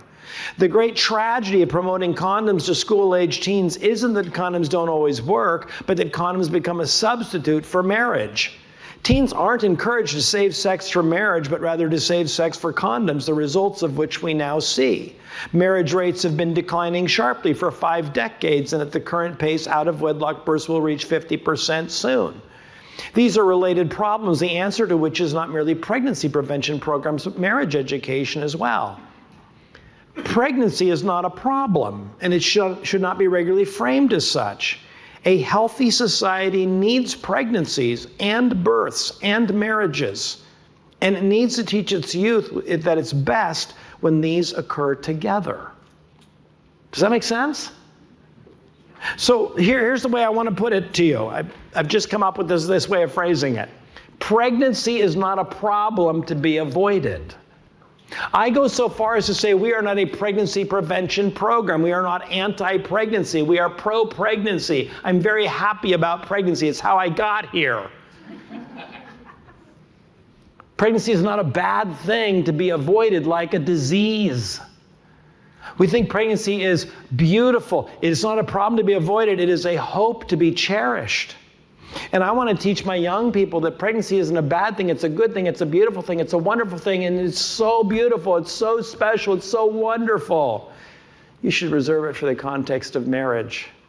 Better for you, better for your spouse, better for that little one, better for your community, better for your culture. So the message needs to be not pregnancy is bad, don't ever have a baby, but pregnancy is good. Have it when you're married. Really, really important. To be pro-life is to be Oh, is that my little pumpkin in there? Oh, how did she get in there, little Nora baby? Look at little baby. Yeah, baby Nora, born October 25th. Yeah, she does have my hair. You know, I resemble that remark. So that's our first little grandbaby. Look, we are pro-pregnancy, we are pro-baby, we are pro-marriage. And we just think it's important to teach these things to our kids.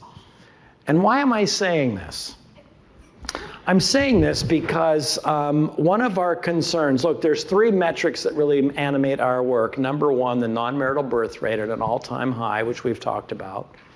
Marriage rates at an all-time low, which we've talked about. And then the 3rd metric that we're concerned about is the declining fertility rates. Replacement fertility is the level at which a population exactly replaces itself from one generation to the next. You need to maintain 2.1 for stability in your culture, in your society. If you're above 2.1, your population, organically now, absent migration, organic reproduction. So 2.1 children per couple maintains your population. If you're higher than 2.1, your population is growing. If you're below 2.1, your population is in decline. Again, organically, absent migration. Now, one of the concerns that I have is the declining fertility rates. And here is an article, and you can find many of these articles. We have successfully convinced this generation that they're all going to die by Mother Earth. Their mother is going to smother them. And it's really a terrible message, and it's what they're getting. My daughter texted me, mother of Nora, my daughter Megan had texted me last year sometime something about Harry and Meghan, the prince and princess, Harry and Meghan people. They got an award, like a Nobel Prize, some award for saying they were only going to have 2 kids. Yes, that is so good of you to only have 2 kids. Yes, award. And I said, so I texted back and I said, so actually, if that was us, John and Matt wouldn't have been born. We wouldn't have John and Matt. Come to think of it, we wouldn't have you and Jen. We have 4 kids. We wouldn't have John and Matt. We wouldn't have you and Jen because your mother was child number 3. We wouldn't have your mother. Actually, we wouldn't have your cousins. And I wiped out the whole family. I'm serious. I kept going. They're like, Dad, we get it. But just by limiting to 2, I had wiped out my wife's entire side of the family because my wife's dad is child number 3. They're all gone. You don't have any cousins. You don't exist. You're all gone. And so this whole thing is really crazy, and it's really catching on. And you know who's... Now, I'm a little bit like Charlie with the whole Elon Musk thing. Like, I'm a little bit, yay, ooh, yay. You know, like the Neuralink thing. And there's some stuff to be a little bit nervous and concerned about. He wants to colonize Mars. You know, we're going to escape. But he's saying a lot of good things, too. This is right. This is right. And he's on it. And look at what he says. Mark these words. And then someone from the Tesla people. They're like, is having kids the only solution? I think there needs to be a ton of education on this issue. Yes. Yes. I don't know if yes is having kids the only solution or there needs to be, I think it's for both. But he's right. He's right. Look, this is an issue worthy of our concern. And I had more slides on this I took out because, again, Hutz only gives us a little bit of time, you know. But there's so much here. Like, so for example, are you familiar with Russia's conception days? No. Oh my goodness, like Russia for years now has had it is as it sounds. Everybody go home, you make the baby. Everybody go home. You all go make the baby. Now, why would the government of Russia encourage people to have babies? Because we're literally going extinct. Europe is going extinct. It is maintaining its population only through migration. Only through migration. And so this is a real concern. U.S. fertility rates this is a dramatic decline, by the way.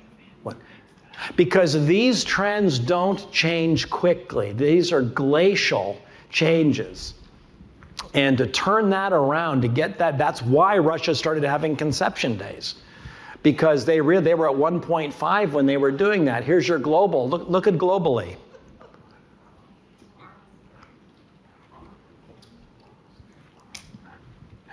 So what are we teaching our kids about sex?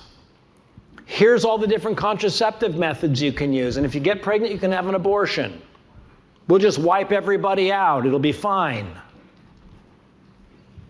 It's not what we want to be teaching our kids. We want to be teaching our kids that pregnancy is a good thing in the context of marriage. As Charlie has said, as I mentioned earlier this week on his show, it's important. Get married, have children. That's a good thing. And we want to help equip you to be teaching that to our kids.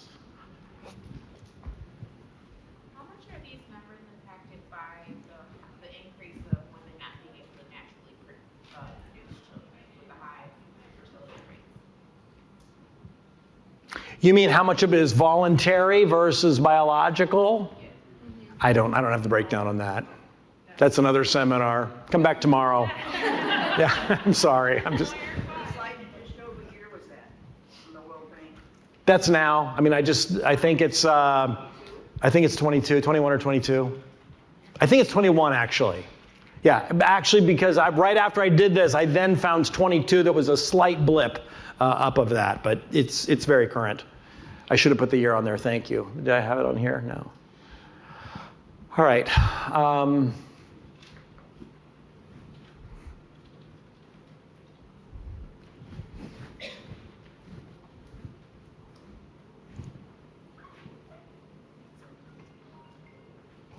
So this whole week that you're here is about this theme of teaching students how to think, not what to think. And when Hutz mentioned that to me, and then Jennifer talked to me about this, I was so excited, because that's really, at the end of the day, what this program is all about. We want to help kids think these things through and understand the significance and the implications of the decisions that they're making. And we want to help walk them through that. And so we want to teach critical thinking skills to our kids. And so I offer this to you as one of the components of our typical teacher training seminars, of which you're just getting kind of a bit of today. We do this all day long, you know, and there's so many different components to it that we want to equip you with. And one of them is, for example, this, teaching critical thinking skills and the way that we do it. And so this chart, I guess you would say, sort of lays out these 4 quadrants: inductive, objective, deductive, subjective. And to induce is to draw out of. And then to deduce is to make statements about, like brilliant deduction, Watson. What did Watson do? He figured it out and then said what it was. And then I want to look at the difference between objective and subjective, and this is really important. So let me give you an illustration I do in the classroom with kids when I do speak to kids. I don't do a lot of speaking to kids anymore, but mostly I do training seminars for educators, but I do speak to kids. Sometimes I'll go with Tony, and Tony, I hope I can get you up here for Future Stick, but I don't know, man. It's, you know, we're pressing here. We're really pressing.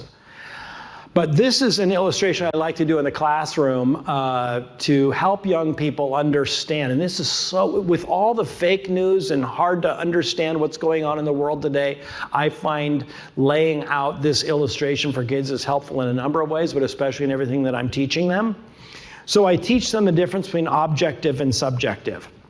And I take a chair to the front of the classroom and I say, let me explain to you, I'm going to give you an objective description of this chair. So in other words, the chair is the object, and an objective description is simply a description of the object.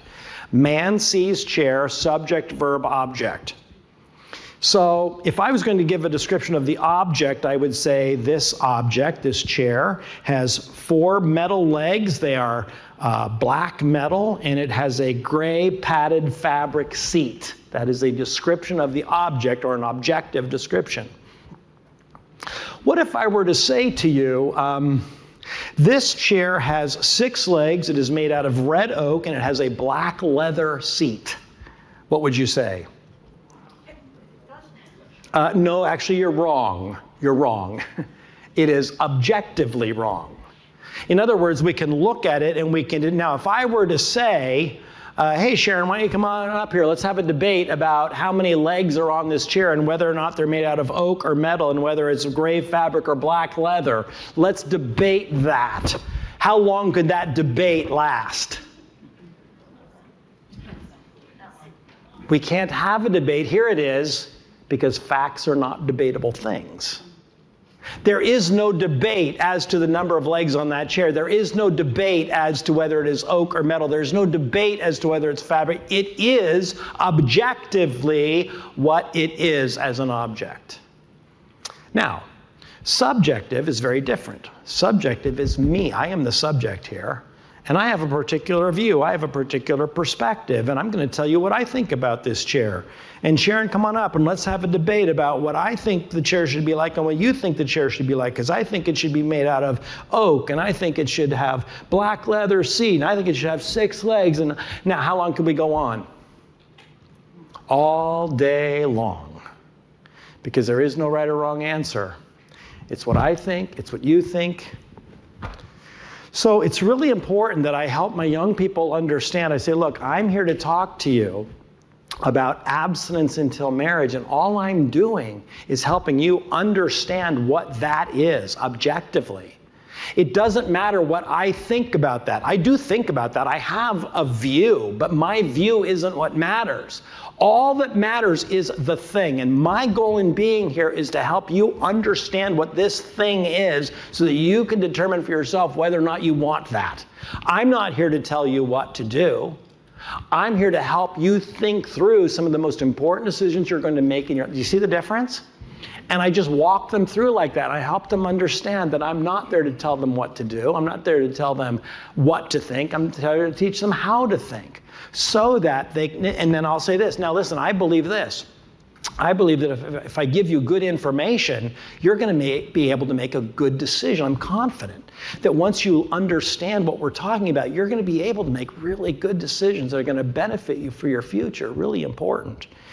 And that's how we teach the program, and we find it to be very, very helpful. Now, we squish some of these things together, and we put the inductive with the objective and so forth. Now, I take a moment to examine these 4 quadrants and tell me which you think would be the most effective teaching technique. In which of these 4 quadrants would you want to spend most of your time if you were teaching this to your kids? Which of these quadrants would be most beneficial and why? Take a minute to look at it and then tell me while I have a sip of water.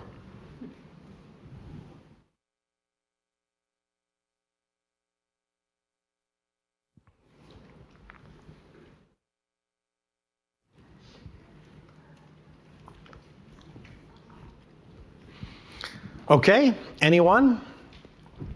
Which would be the best teaching technique and why? From your opinion. Karen, you say you think it's the first one. Here, inductive, objective? Because why?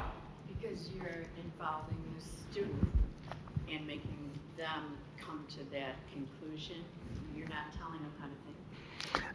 Yeah, that's an excellent analysis. And what I really want to do is I want to engage my kids. And listen, in the book of Mark, Jesus asks 64 questions. Does he not know a lot of stuff? Or is he a master teacher? Whose inscription is on that coin? Right? He's a master teacher. And so he asks the question, who do you say that I am? Who do people say that I am? So asking questions is a way to engage people, and Jesus is a master of it. And so I want to be asking students questions to engage them. Listen, if I'm standing up here, if I'm doing this one, deductive, if I'm up here, blah, blah, blah, blah, blah, blah, blah, blah, blah, blah, blah, blah, blah, saying true things, objective things, talking about the chair, talking about the chair, talking about the chair, blah, blah, blah. Are they getting it? Maybe. But what? They're not engaged either. They're not engaged. They're not really See, if I'm asking them questions, what do they have to do? Answer for themselves. They have to think it through, and they have to process it. And if they can communicate it to me, they can communicate it to who? To their friends, or their boyfriend, or their girlfriend, or their peers, right? So I want to help them think these things through, and I want them to be able to argue it back to me and say it back to me. And so that's how I want to encourage them. If I can get them, and I'll play devil's advocate with them too. And so when I get going with them, and I'll say, but you don't have to wait until you're married. You can just wait until you're old. No, here's what. And then they're arguing it to me. Now I know that they're getting it. See?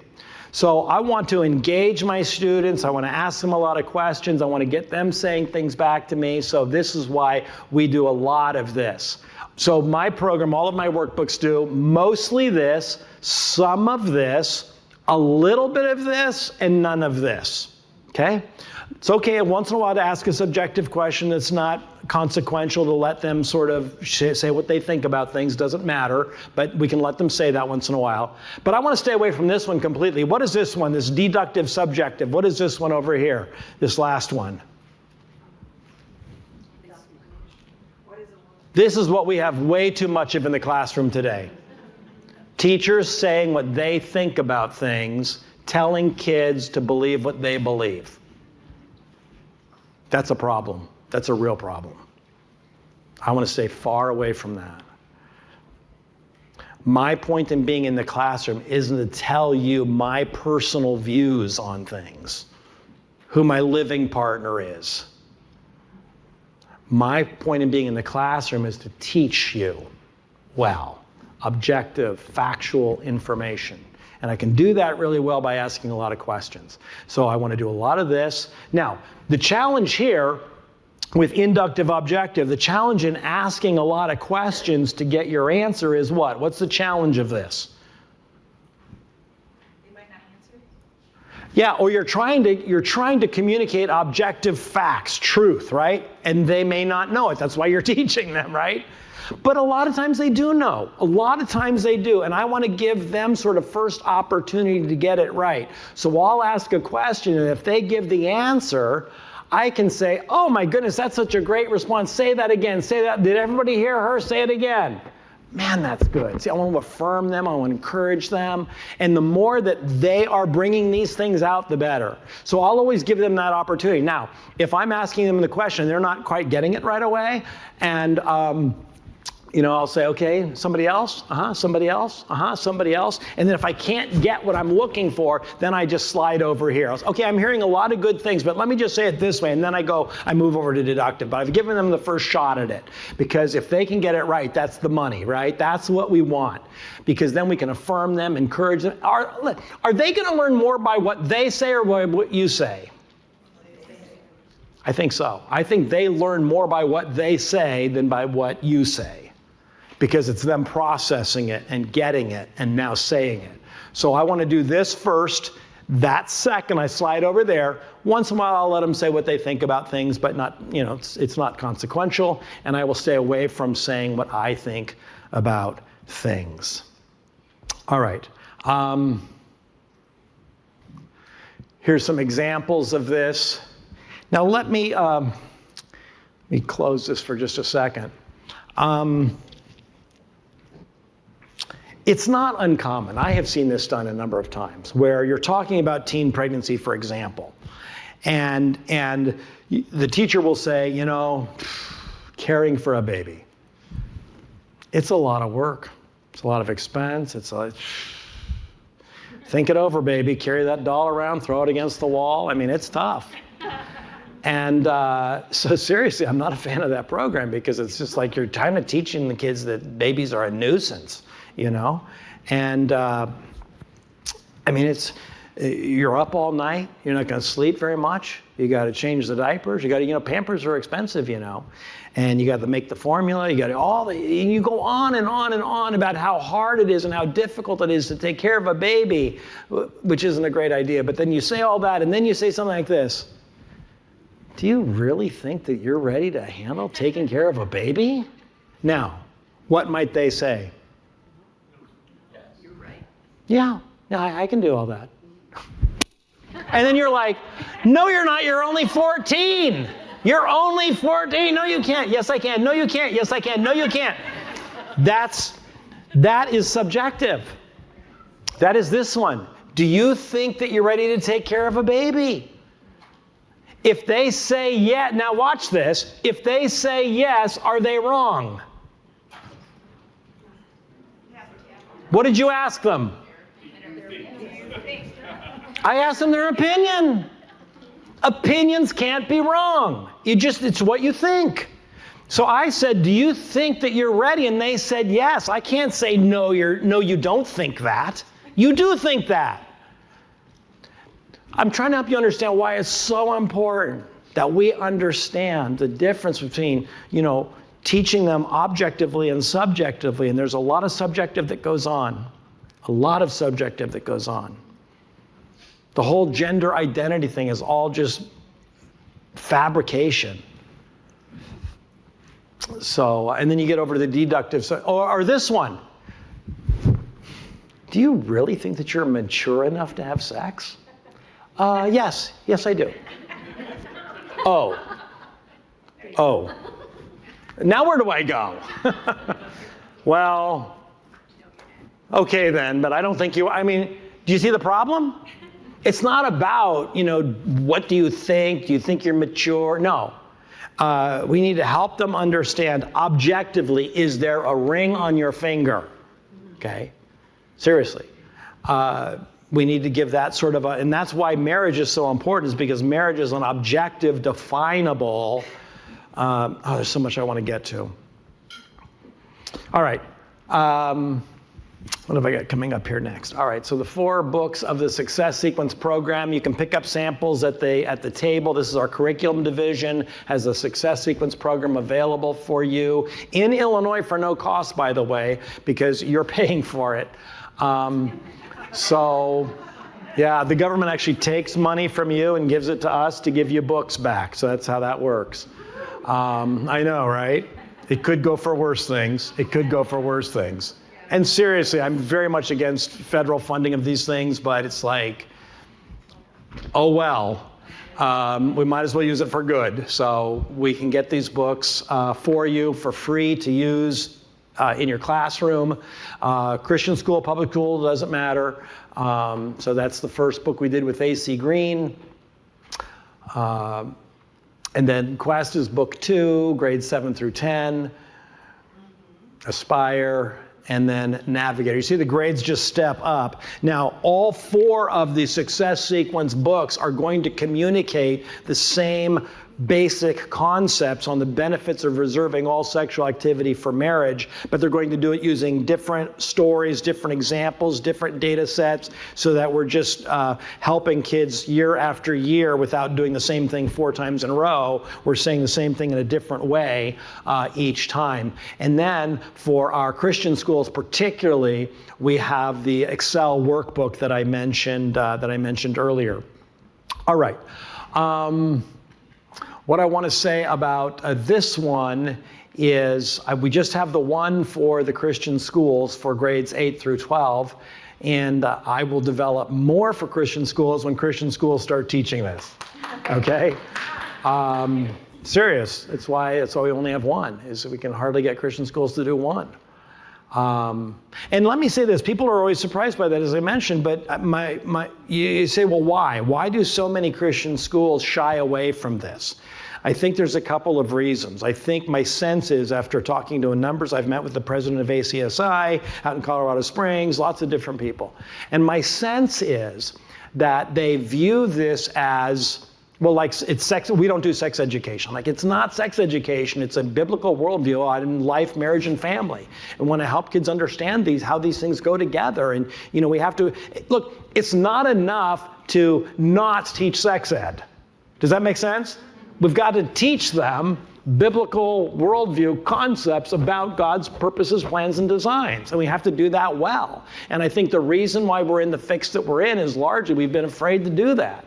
And so there is a proper way to do it. There is a non-explicit, clear way to do that. And that's what we do in our Excel program. And looking at the time, I don't know if we'll get there, but I'll try. All right.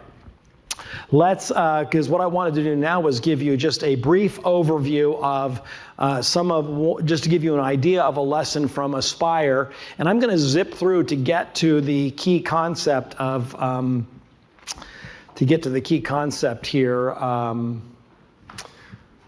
Okay, what am I going to do here? I'm looking at the clock and trying to figure out what I want to do here. So, all right. So Aspire Chapter 1, just to give you an idea, we want to start off with goal setting. All of our programs are going to start off with some form of goal setting. Where do you want to go in life? What are some things that you hope to see in your life? These are the kinds of things, public school program, these are the kinds of things that most kids will say. I've done this hundreds, maybe thousands of times. Tony has too. Tony West, by the way, one of our educators here, does an amazing job. Pastor, educator, fantastic. I've learned most of what I have learned from Tony. And so he'll go into the classroom and teach kids these things, and does a beautiful job. And then Colin is also here, and Dana, I should point out some of our team members that are here. Colin is somewhere around here. 15 years, middle school teacher, doing a great job. But we want to walk our kids through these things to think about, where do you want to go in the future? Now, here's an illustration about this. Well, let me ask you. Let me do a little inductive objective. Why do I want to start off all of my programs on the benefits of abstinence until marriage? Why do I want to start off with goal setting? What does that have to do with anything? Give a vision or a standard. Okay, vision or standard, good. Well, your goals are why you're doing what you're doing, why you're giving up for some, for lack of a better word, reward. Yes. In the future. There's something else. One of the quotes we have, it'll come up if I get to the video that I'm going to show you with Glenn Milburn. He says, and he got it from John Elway from the Broncos, don't trade what you want most for what you want for the moment. There's something better out there that you want. Don't toss it away for this, right? So it's helping, it's delayed gratification, helping them understand there's something better down the road. So we do this. Little illustration I like to use, I was out in Washington some years ago at a conference, and we were staying in Crystal City at the big Marriott there, and we had gone down, me and a few colleagues, we had gone down to a place for dinner. We were walking back, it was January, and it was super cold and snowy, snow coming at us hard. I just had like a coat like this on, a blazer, no gloves or hat or anything. It was super, super cold. But we could see the Marriott a few blocks away, and we're walking toward it. It's all lit and everything, and we're walking there, and we're just laughing and talking, having great. Super cold. We are not bothered by the cold at all. Why? Because what? I can see. I'm going. The Marriott's right there. It's got a star. It's got a coffee. I was going to say Starbucks, but I'm not going to say that anymore. It's got some coffee place in the lobby. And I'm going to be there shortly, and it's going to be fine. Now, watch this. Take away the hotel. Now how am I doing? Now I'm freezing. Now I'm freezing. Do you see the difference? One of the reasons why we want to emphasize marriage so much is it's a goal. It's a standard. It's worth waiting for. You take that away, what have you got? Now you're just cold, right? So you've got to lift up the vision, so that's what we're doing. So we really help kids with that, and they really appreciate that. We use this life hike activity, which I won't take time to try to do now, but normally I would call 6 kids up to the front of the classroom. I would have them hold these cards, and I would help them get a picture of where they are now and how much of their life was ahead of them and how important these decisions are here. Because in ages 15 to 30, a lot of these key things are going to take place for you right now, and these are going to have a significant impact going forward. And so I want to help them think those things through, helping them get from the first mountain of dependence over to the second mountain of independence. I'm just going quickly here. I'm going to help them work through all these different negative pressures that they're facing, and I want to teach them abstinence, considering the benefits of abstinence. Now, what do you notice just from the title there of, I see it went off the side of my screen, but considering the benefits of abstinence. What do you notice from the way I'm going to introduce the topic of abstinence here in Aspire? What do you notice about it? It's a positive. It's a positive. Sometimes people will say to me, yeah, when you teach abstinence, you have to make it positive. Do I make it positive, or is it already positive? And what's the difference between those things? See, if I feel like I have to make this lesson positive, what's my underlying presupposition? That it's negative, and I got to sprinkle a little sugar on top, right? Just a spoonful of sugar. No, I don't believe that. I believe that what I'm teaching kids is really, really good and helpful and beneficial for them. And so, yeah, it has benefits. And I want to clearly communicate those benefits. And then this word here, why is this word important? What am I not saying? Do it. I'm not saying you have to do this. In fact, I back off. I am not telling you you do whatever you want. You want to have sex, knock yourself out. I say that. No, don't say that. It's true. I don't control your life. You do whatever you want to do. But listen, I want to help you think through why that's not a good plan. So I help them think that through. I'm not telling you what to do.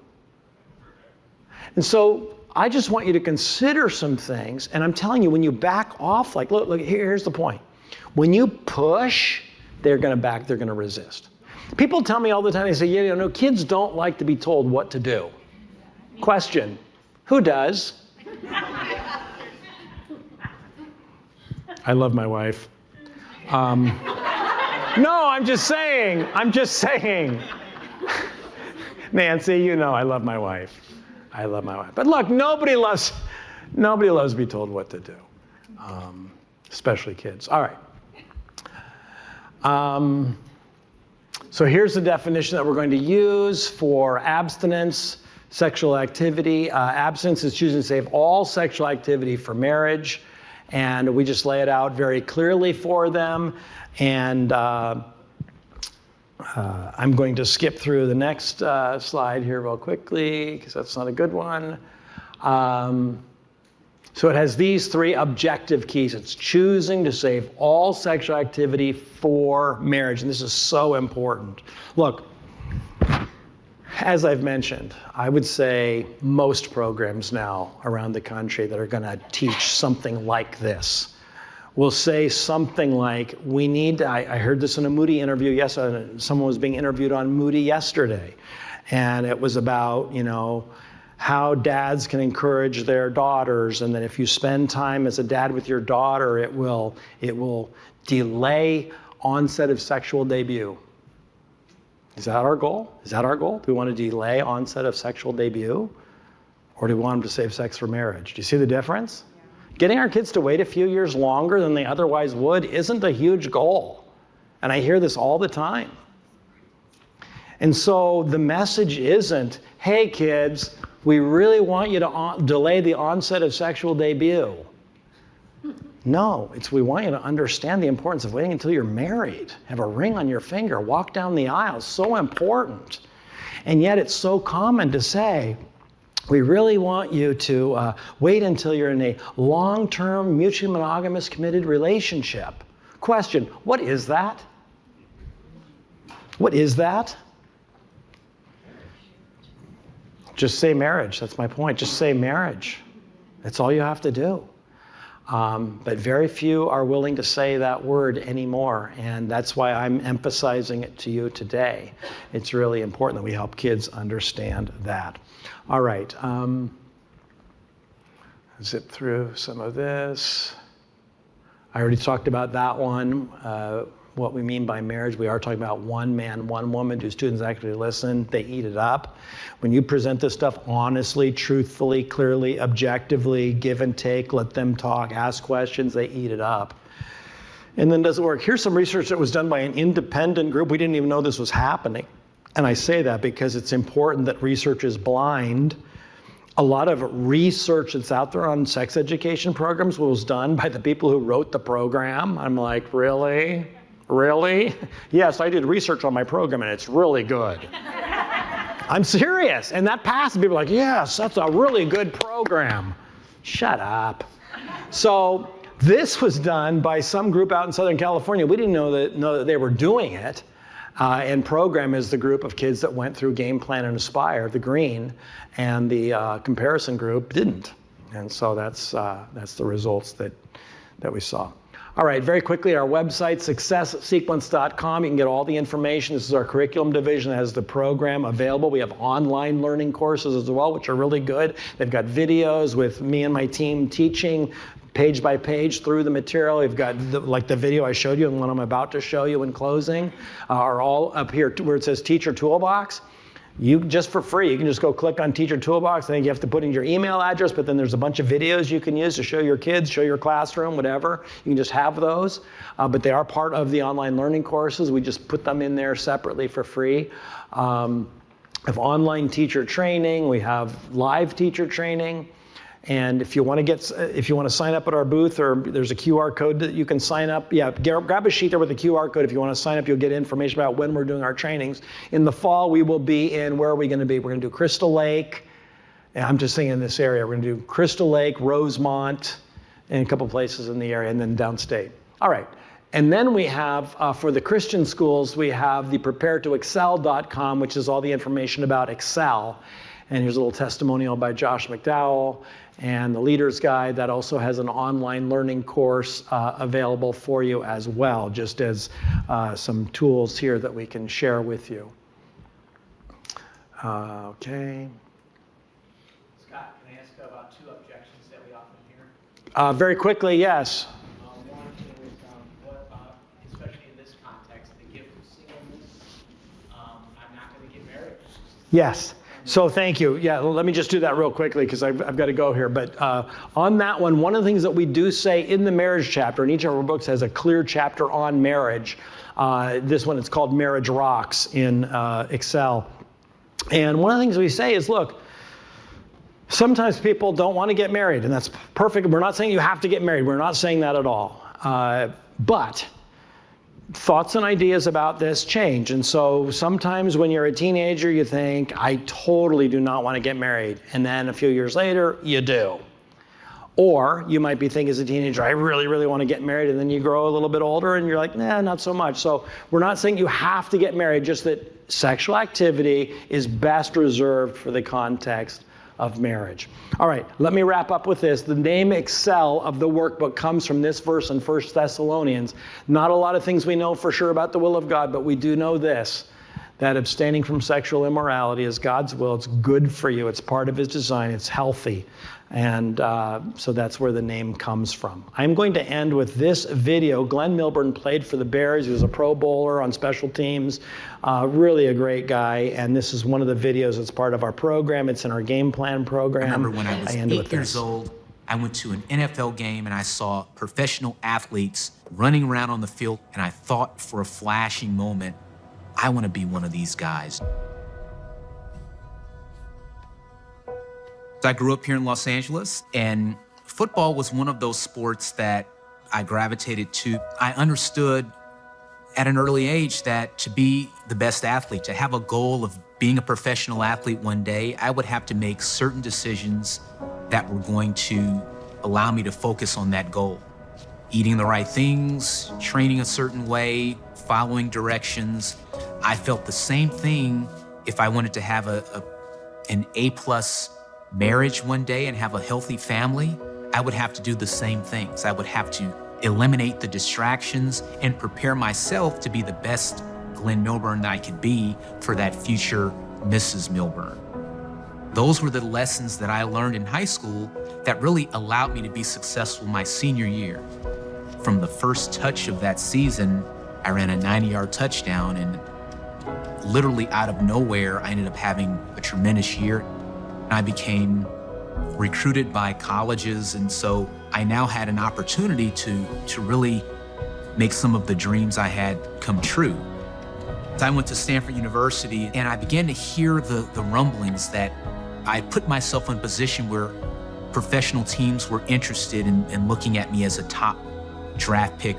I didn't have an idea of which team was going to pick me, but I had done the work that I needed to do. Draft day was an amazing experience. It was the Denver Broncos calling and saying, how would you like to be a Denver Bronco? And when you get that call, it was the culmination of that moment of when I was an 8-year-old kid who had this dream, and then as a 21-year-old, seeing the realization of that dream. All of that coming to that moment to where now you're a member of an exclusive fraternity called the NFL. The early years of my NFL career were like a whirlwind. And I remember hearing from one of the players who I really respected. And he said this quote to me. He said, do not trade in what you want most for what you want for the moment. And that quote always stuck in my mind. And I said, if anything, I want to be like him. So many times, it's easy to take the thing that fulfills you for the short term. And so for me, it was making those decisions.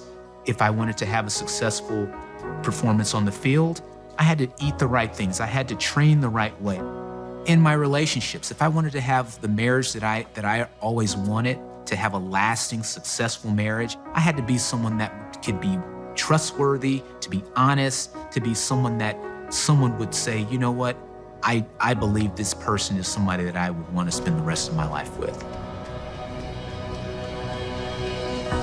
Choosing not to date and choosing abstinence in particular was something that was important for me.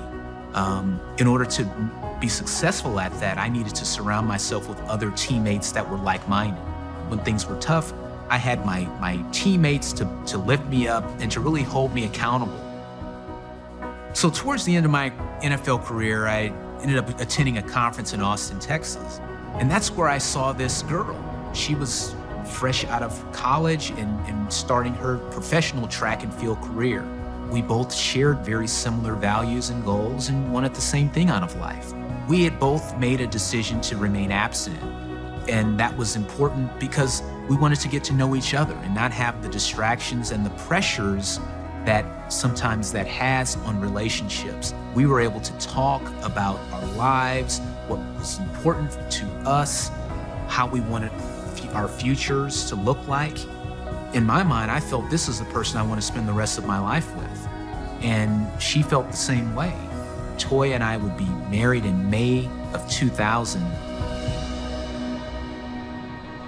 I really am very fortunate and blessed to have the life that I have and have the wife that I have and have the children that I have. We would have never have had that opportunity if we wouldn't have made the decision to remain abstinent early in life. Reflecting back to what I was told, do not trade in what you want most for what you want for the moment. If I would have went for the short-term gratification, I wouldn't have the long-term joy and the long-term memories and the long-term experience that I have now, living a life that is a cherished life. So thankful.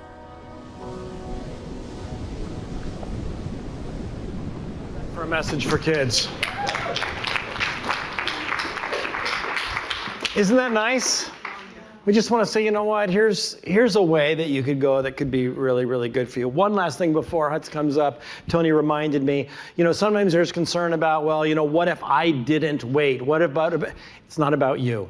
This is why it's important. It's objective, not subjective, And all you have to say is, you know what, sweetheart, when I was your age, no one taught me these things. I didn't have a program like this. That's why I'm teaching you. So don't let that be a hindrance. There's ways to work through that. And Hutz, thank you so much for having me. Really, really appreciate it. Thank you.